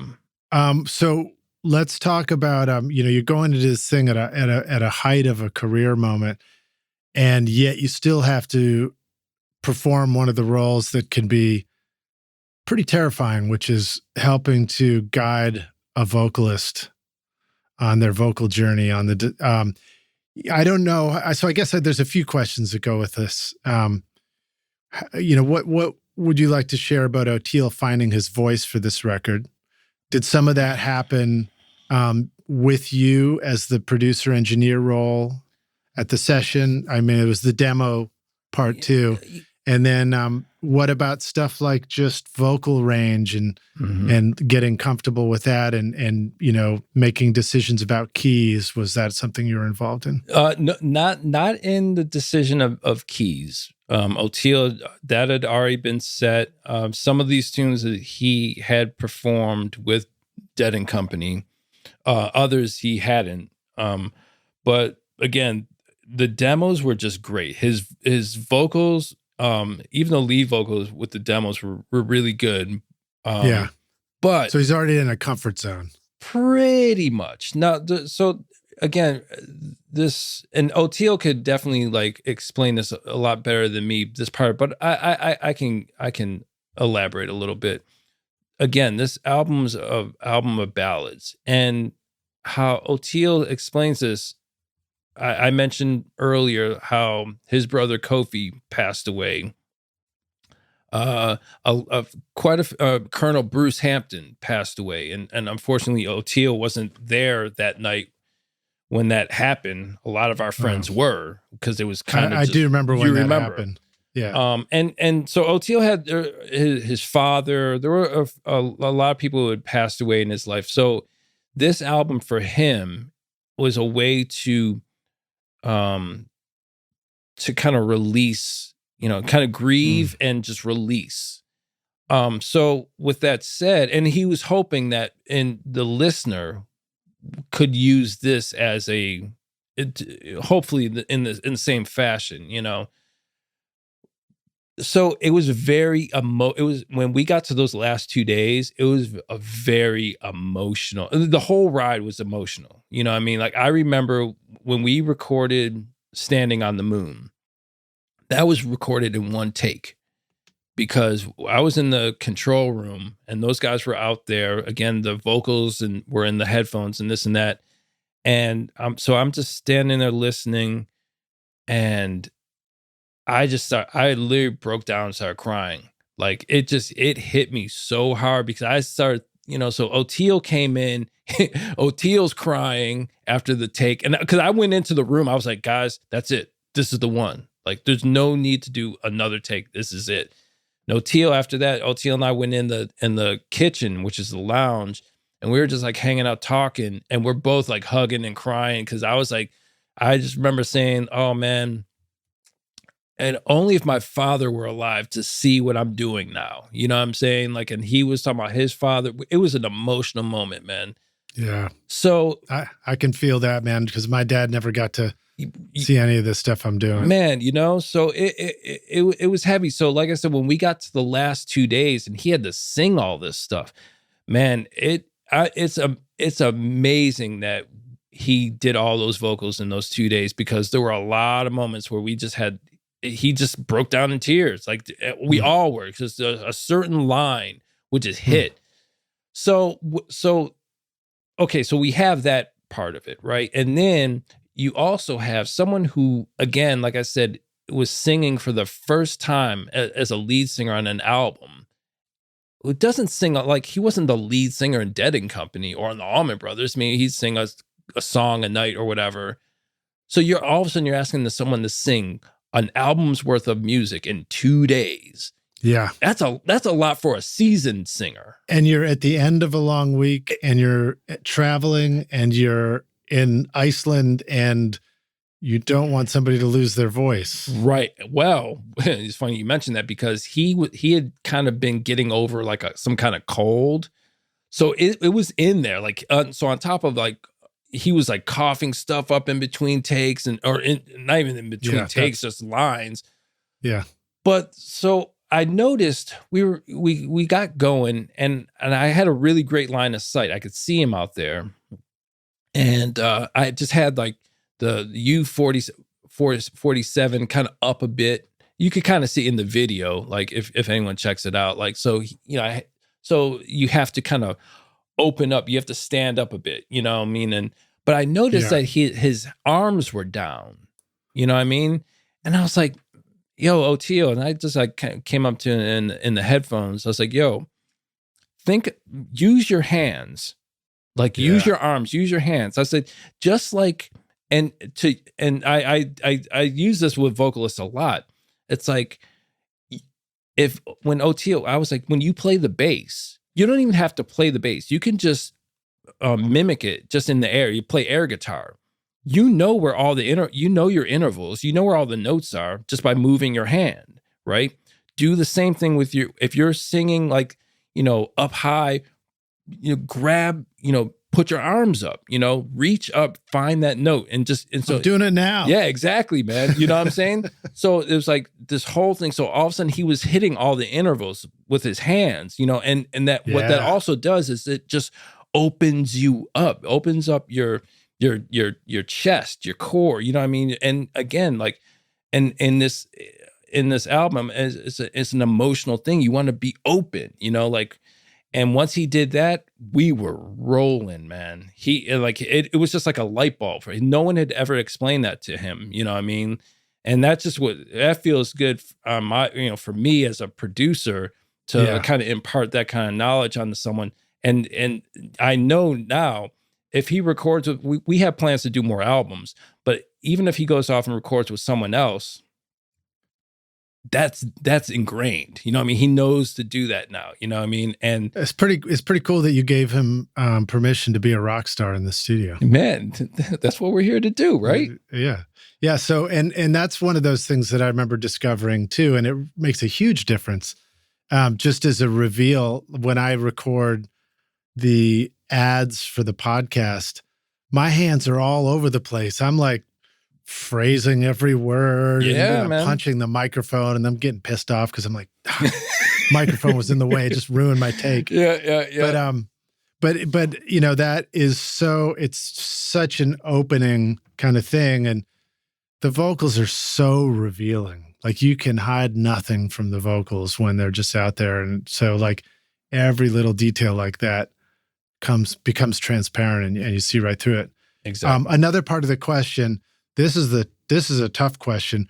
When you're that intimate with the process and you're working with somebody who's at such an important stage and vulnerable stage of doing this, how do you have a discussion about, the dangerous topics like tuning vocals afterwards or anything like that. How does that even come up? Did you guys discuss that kind of stuff? Is that just like do whatever you're going to do and just see how it goes? What do you want to say about that stuff? So honestly, it wasn't a huge conversation. There was just the goal. There were some tuned vocals.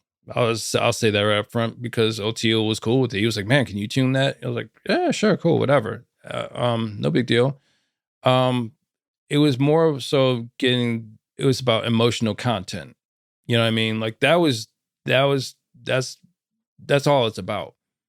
Everything else, whatever we had to do on the technical side and there wasn't much. I didn't have to do much in terms of on the technical side of mixing or whatever, but there was no, I just remember at one point, like Oteil saying something and we listened back. He was like, "Oh, you think you could tune that maybe or something?" I was like, "Yeah, cool." That was the only time it was brought up. So, and when I got back to mixing, I didn't tell him like, "Oh, I tuned this vocal." I just like whatever it needed. I just did it. I sent it to him. He was like, "Sounds great. Cool." Yeah. And if you didn't like something, just say you didn't like something. Yeah. Look at this. Look at that. Do you ever feel like the time that you've spent watching YouTube videos, trying out mix tricks, and tweaking version after version of your mixes has gotten you nowhere? Have you been looking for a simple, straightforward, step-by-step process for creating a pro mix that won't take you years to learn? What if you could have a Grammy-winning mix engineer who understood all your mixing struggles and could coach you through them? If you struggle with any of these questions, then the Ultimate Mixing Masterclass is just for you. Now you can discover the proven step-by-step mix system from Grammy-winning mixer Craig Alvin for consistently creating a pro-quality mix from your home studio that will sound amazing everywhere. Listen to this quote from one of our students, David. Quote, "Absolutely the most informative and helpful block of information and mentoring on the mix process that I've ever been a part of. That was like sitting behind a mix engineer for years, watching and picking up tips along the way, but condensed into a 6 to 7 hour session." Close quote. Look, I'm so confident that this will take your mixes to the next level that if you can't get a killer mix within 30 days, I'll give you a full refund, no questions asked. So if you're ready to take your mixes to Grammy-winning quality, then go to ultimatemixingmasterclass.com and start now by checking out the free preview of the Ultimate Snare Mixing Trick. And I'll see you at the front row table of the Grammys. Cheers. Yeah, that's good. And then even as I'm asking the question, I realize that the way I'm asking it and the kind of question I'm asking is based on fear. Right. And so therefore it's automatically, the answer is just don't be afraid. Yeah, exactly. Don't make records based on fear. Man, you should. Yeah, we really shouldn't do anything based on fear, But I agree with you, man. And again, it just goes. Oteil is just an incredible musician, incredible person. All those guys are, and I listen to your podcast all the time, man. Like, and it comes. But tell us about your new ride that you listen to the podcast in.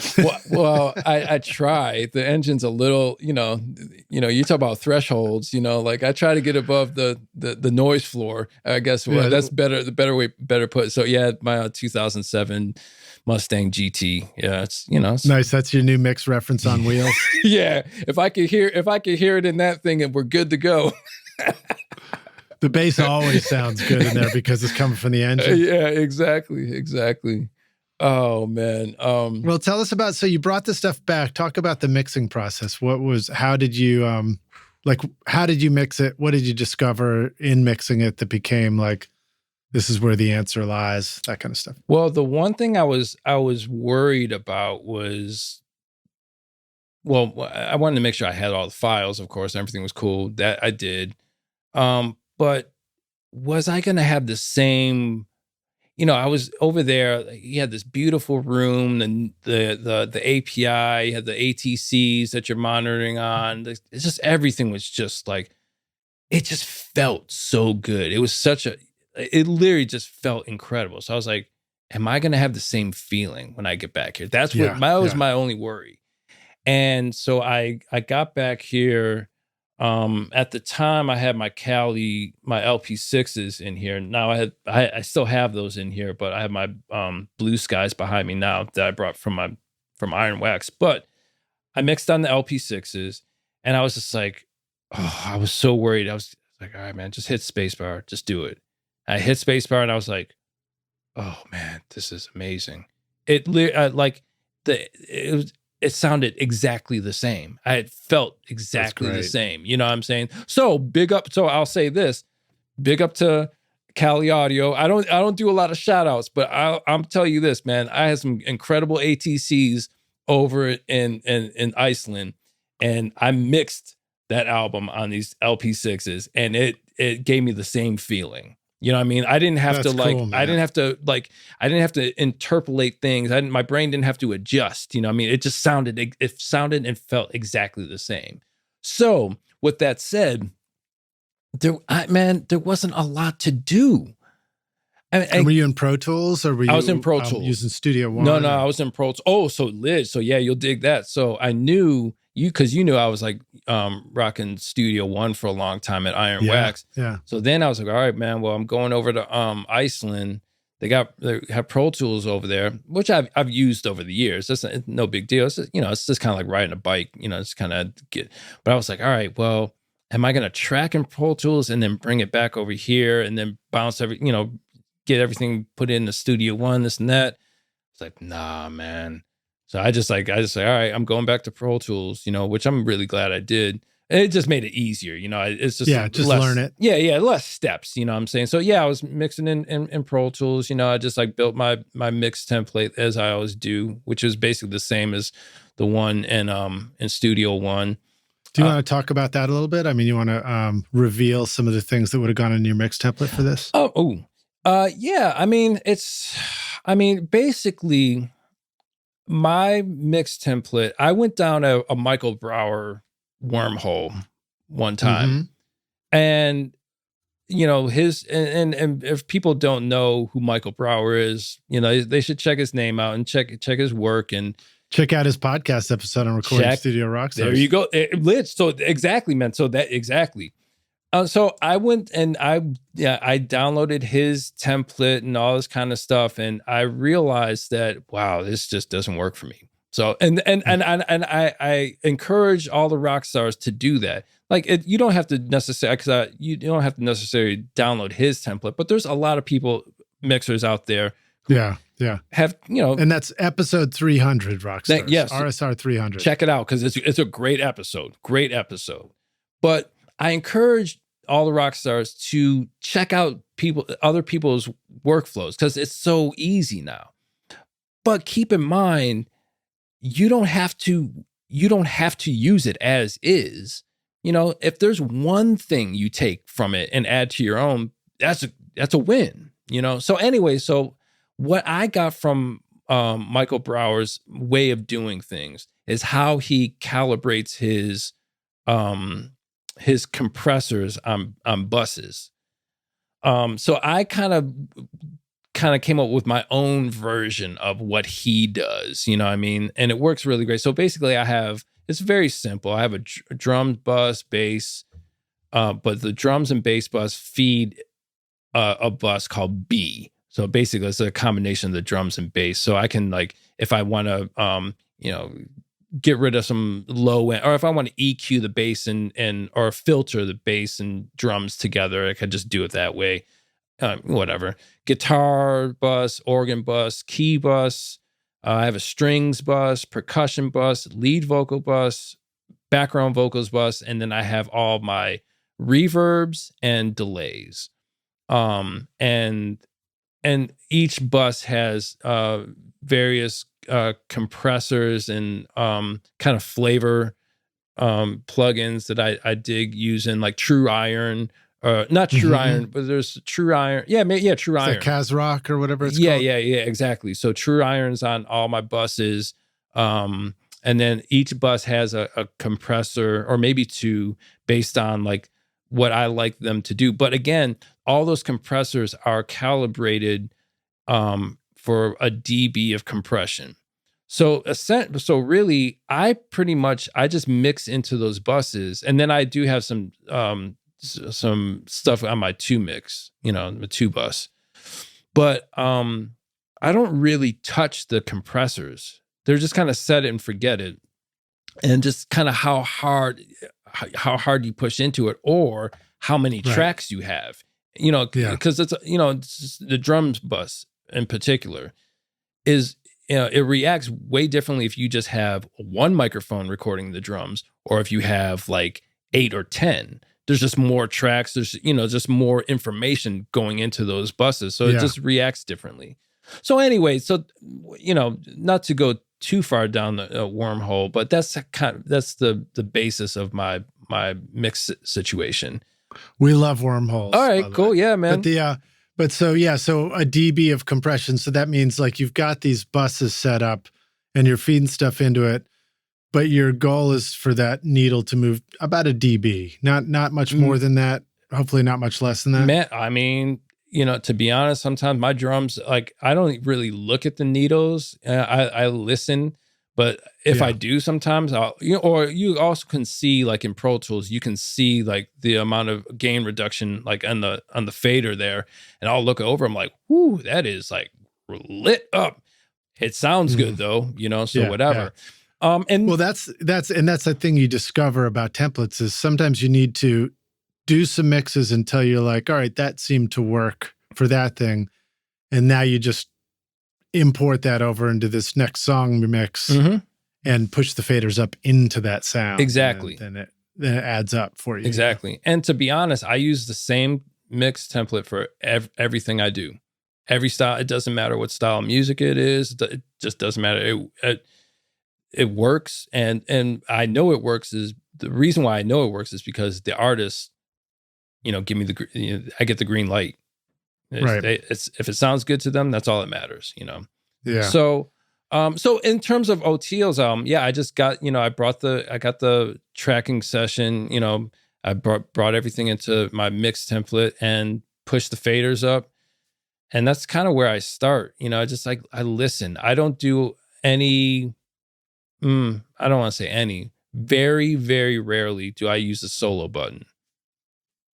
I just like to mix, with in context, I can hear everything. So I'm making decisions based on, what I'm hearing and what I'm reacting to, and in terms of the drums, and then I should say each channel like kick, snare, whatever, I have presets, my own, there's just plugins all set up and ready to go. And a lot of times EQ points that I dig. And I have an API EQ and pretty much everything. And I just know just things that work for me, right? API outboard EQ? No. Nah, man, bro, I'm not rolling like that. No, plugins, man, right. I mean, honestly, I've been leaning heavily on Slate's version of the, Oh, interesting. Okay. Yeah. And then did you find yourself wanting or trying a little bit to sort of recreate that API console that you had? Well, that's the interesting thing. So my mix template is basically my version of an API console. You know what I mean? It's heavily API.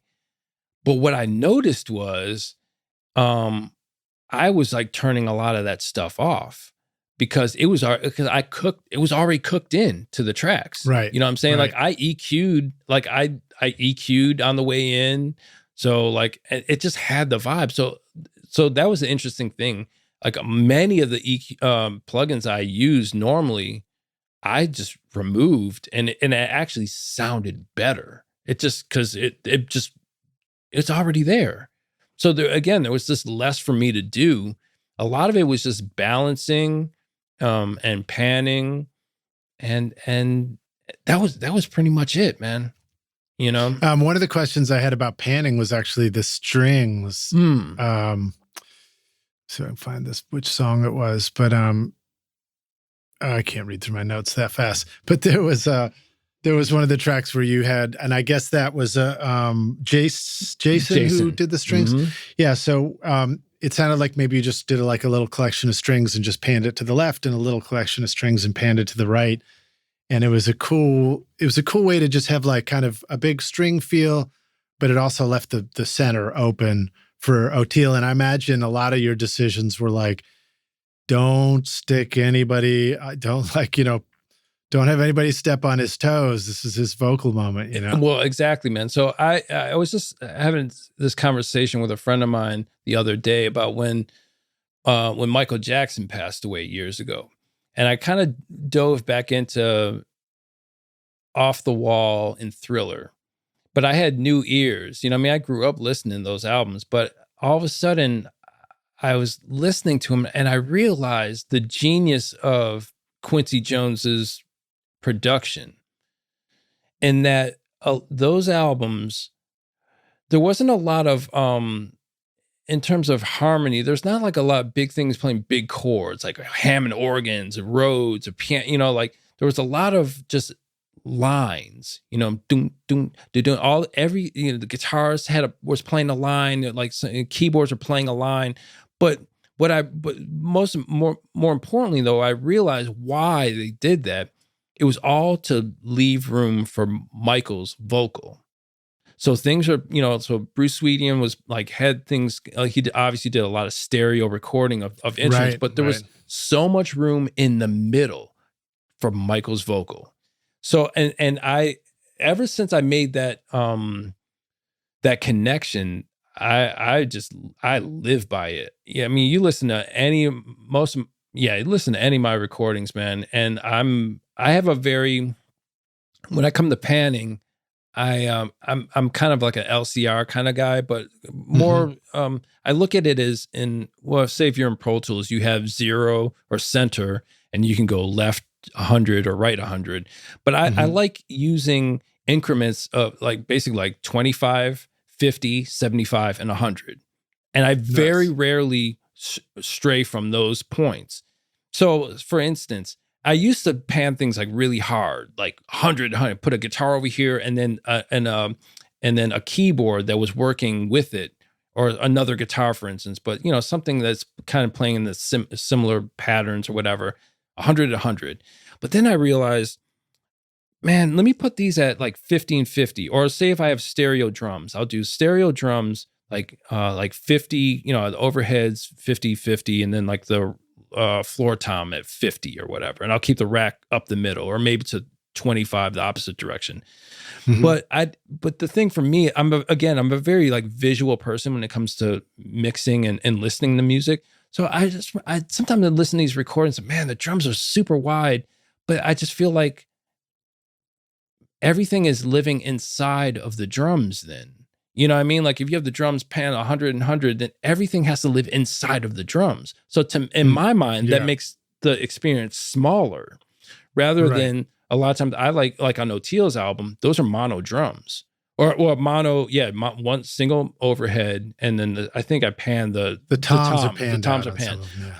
But again, the floor tom is probably panned at 50. So what I'm getting at is I imagine I generally like to keep 100 left and 100 right for like effects or like room, like the sound of like a plate or a reverb or something like that, like it just widens, like it's like a painting, you know what I mean?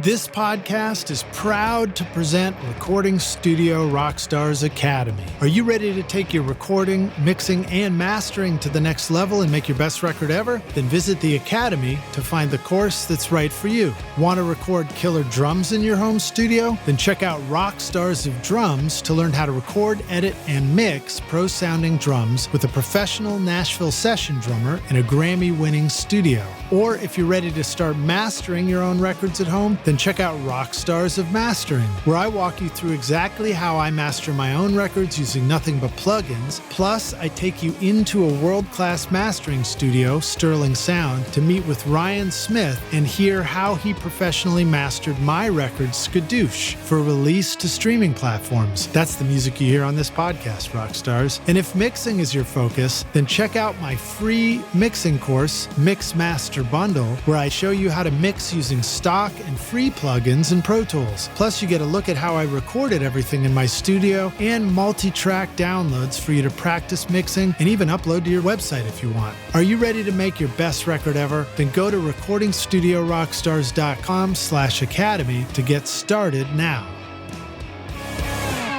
Yeah, it's kind of cool picturing what you're describing.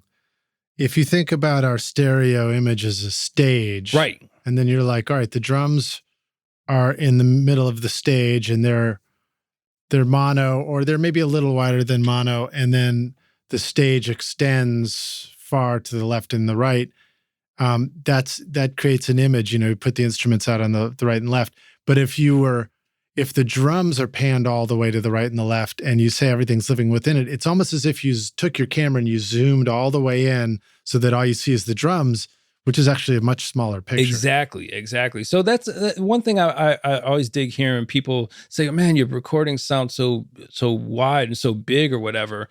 But the other thing, I don't do a lot of like stereo instruments. You know what I mean? Like even with organ, I'll mic top left, top right, and the bottom, but I always keep it mono. I keep them straight up. But so in this case, not all the time, but most times, I'll have the organ over right 50, guitar left 50. You know what I'm saying? So they were like working with each other. You know what I'm saying? Now, what about the piano? Did you have the piano be a little bit a wider one so that it's center, yes, but around his voice? Yes. So the piano was cut with keyscape.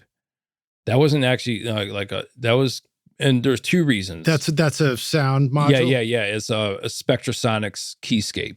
Oh, yeah. So there's two reasons why. One, when that initial call with Oteil, he was asking about, because he was cutting in Logic and he was just using like some piano and Logic or whatever. I was like, bro, you need to get keyscape if you're going to be doing this. So he got that.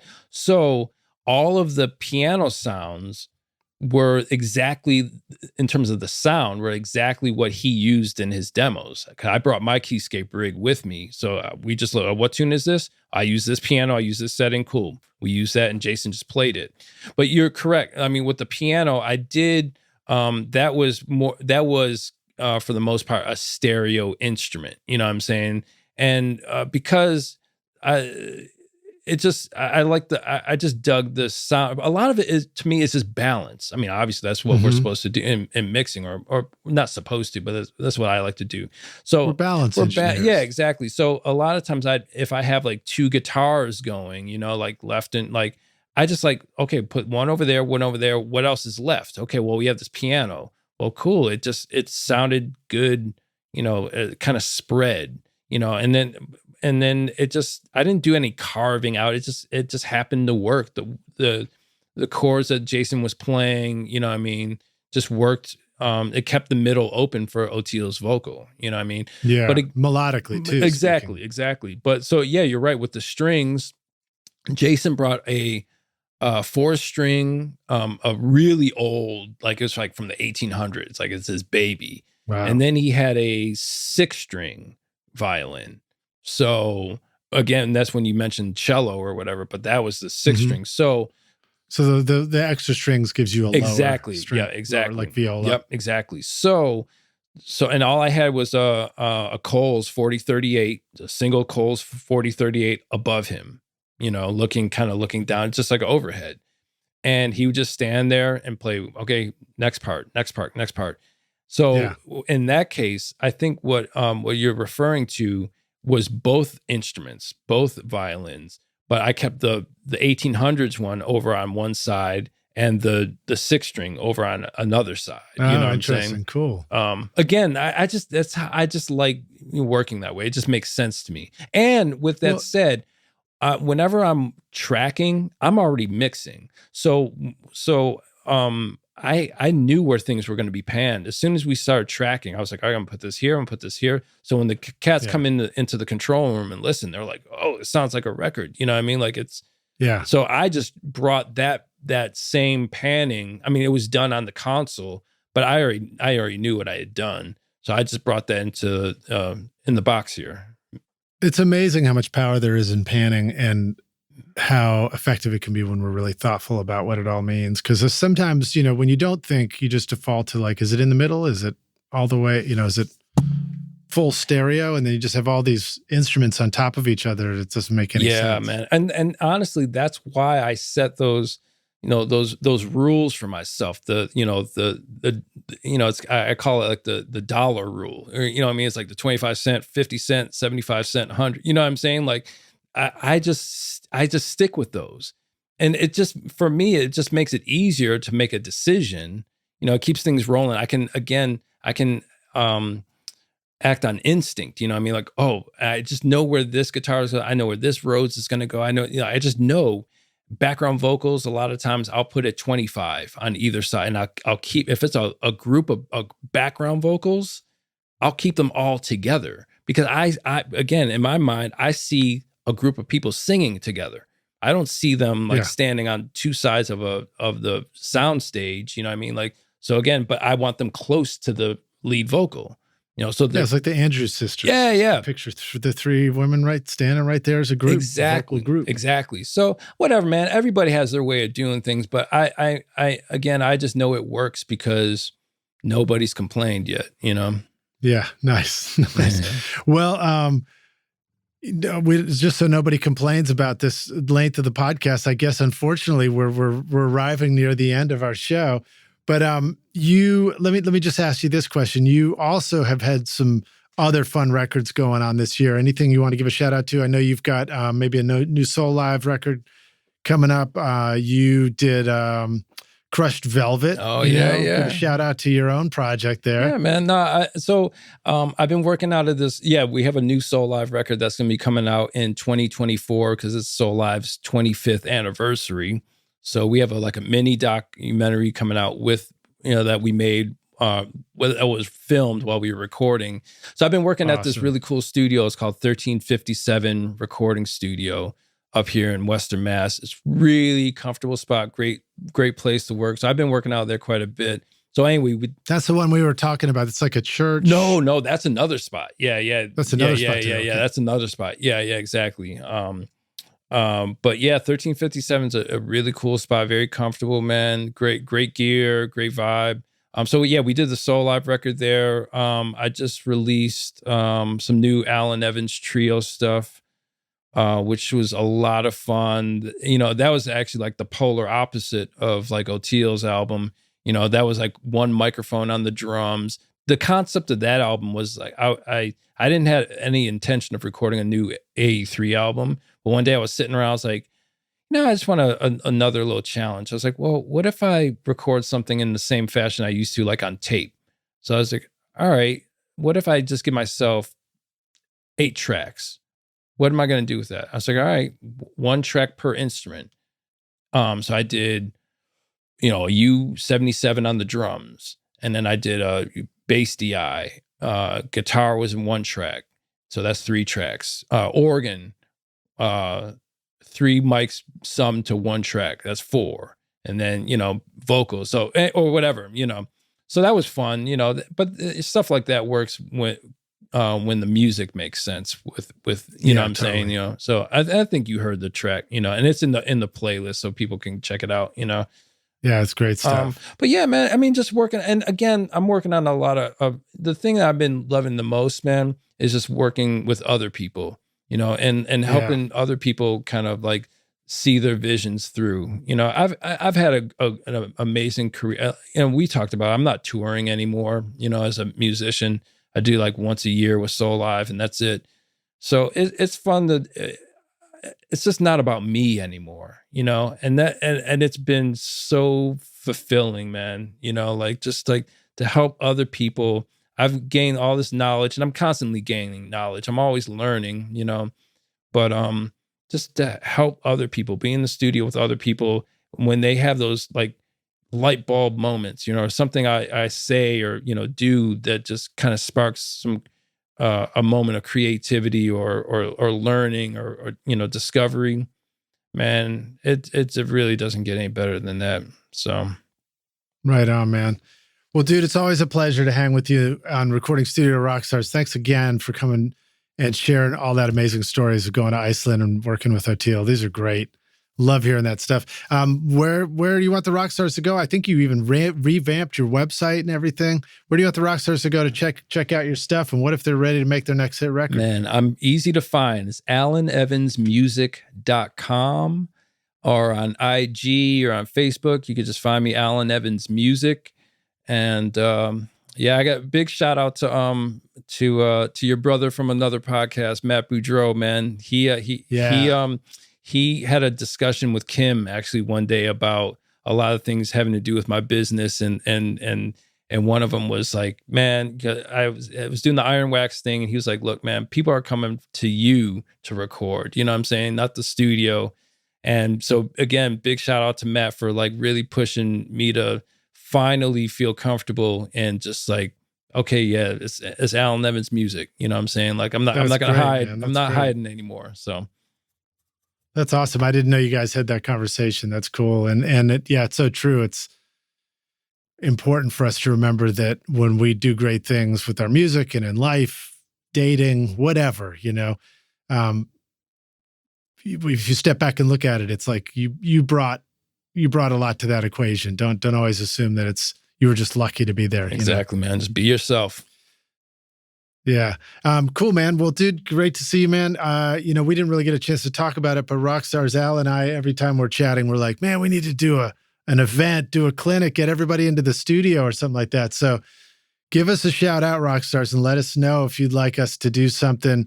I don't know if we're doing it up in Massachusetts, somewhere cool, but if you guys want to hit the studio with us and learn from Al about recording, see these mix templates, talk about making great records, we'll put something together. Let's do it, people. Come on. All right, dude. Great to see you, man. Too, thanks for listening, Rockstars. Al, see you in the studio. Bye, bro. Cheers. Cheers. Thanks so much for listening to Recording Studio Rockstars. If you enjoyed the show and want to help make it better, then please share this episode with your friends on social media and leave a rating and review on iTunes to help the podcast reach more rock stars like yourself. You can click directly over to iTunes or go to rsrockstars.com/review for an easy explanation. And remember to hit the subscribe button to keep up with weekly episodes. And if you're ready to make your best record ever now, then head over to Recording Studio Rockstars Academy, where you can start with my free course at mixmasterbundle.com. Thanks so much for listening, and thanks for being a rock star. I'm Lid Shaw, and this is Recording Studio Rockstars. Now, go make great music. Recording Studio Rockstars would like to give a big thank you to our amazing sponsors who help make this episode possible: Lewitt, Grace Design, Adam Audio, Native Instruments, and Isotope. And remember, at isotope.com and nativeinstruments.com, use the coupon code ROCK10 for 10% off any plugin purchase. If you enjoyed Recording Studio Rockstars, then please check out our sponsors using the links in our show notes below, because it's a great way to help support this show. These are all things I highly recommend for your studio because they're going to help you make your best record ever. I would also like to thank our fantastic team here at Recording Studio Rockstars: Vlad Wasilchenko, Braden Stremming, and Liz Hulitskaya. Thanks so much for listening, Rockstars, and we'll see you in the next episode. Cheers.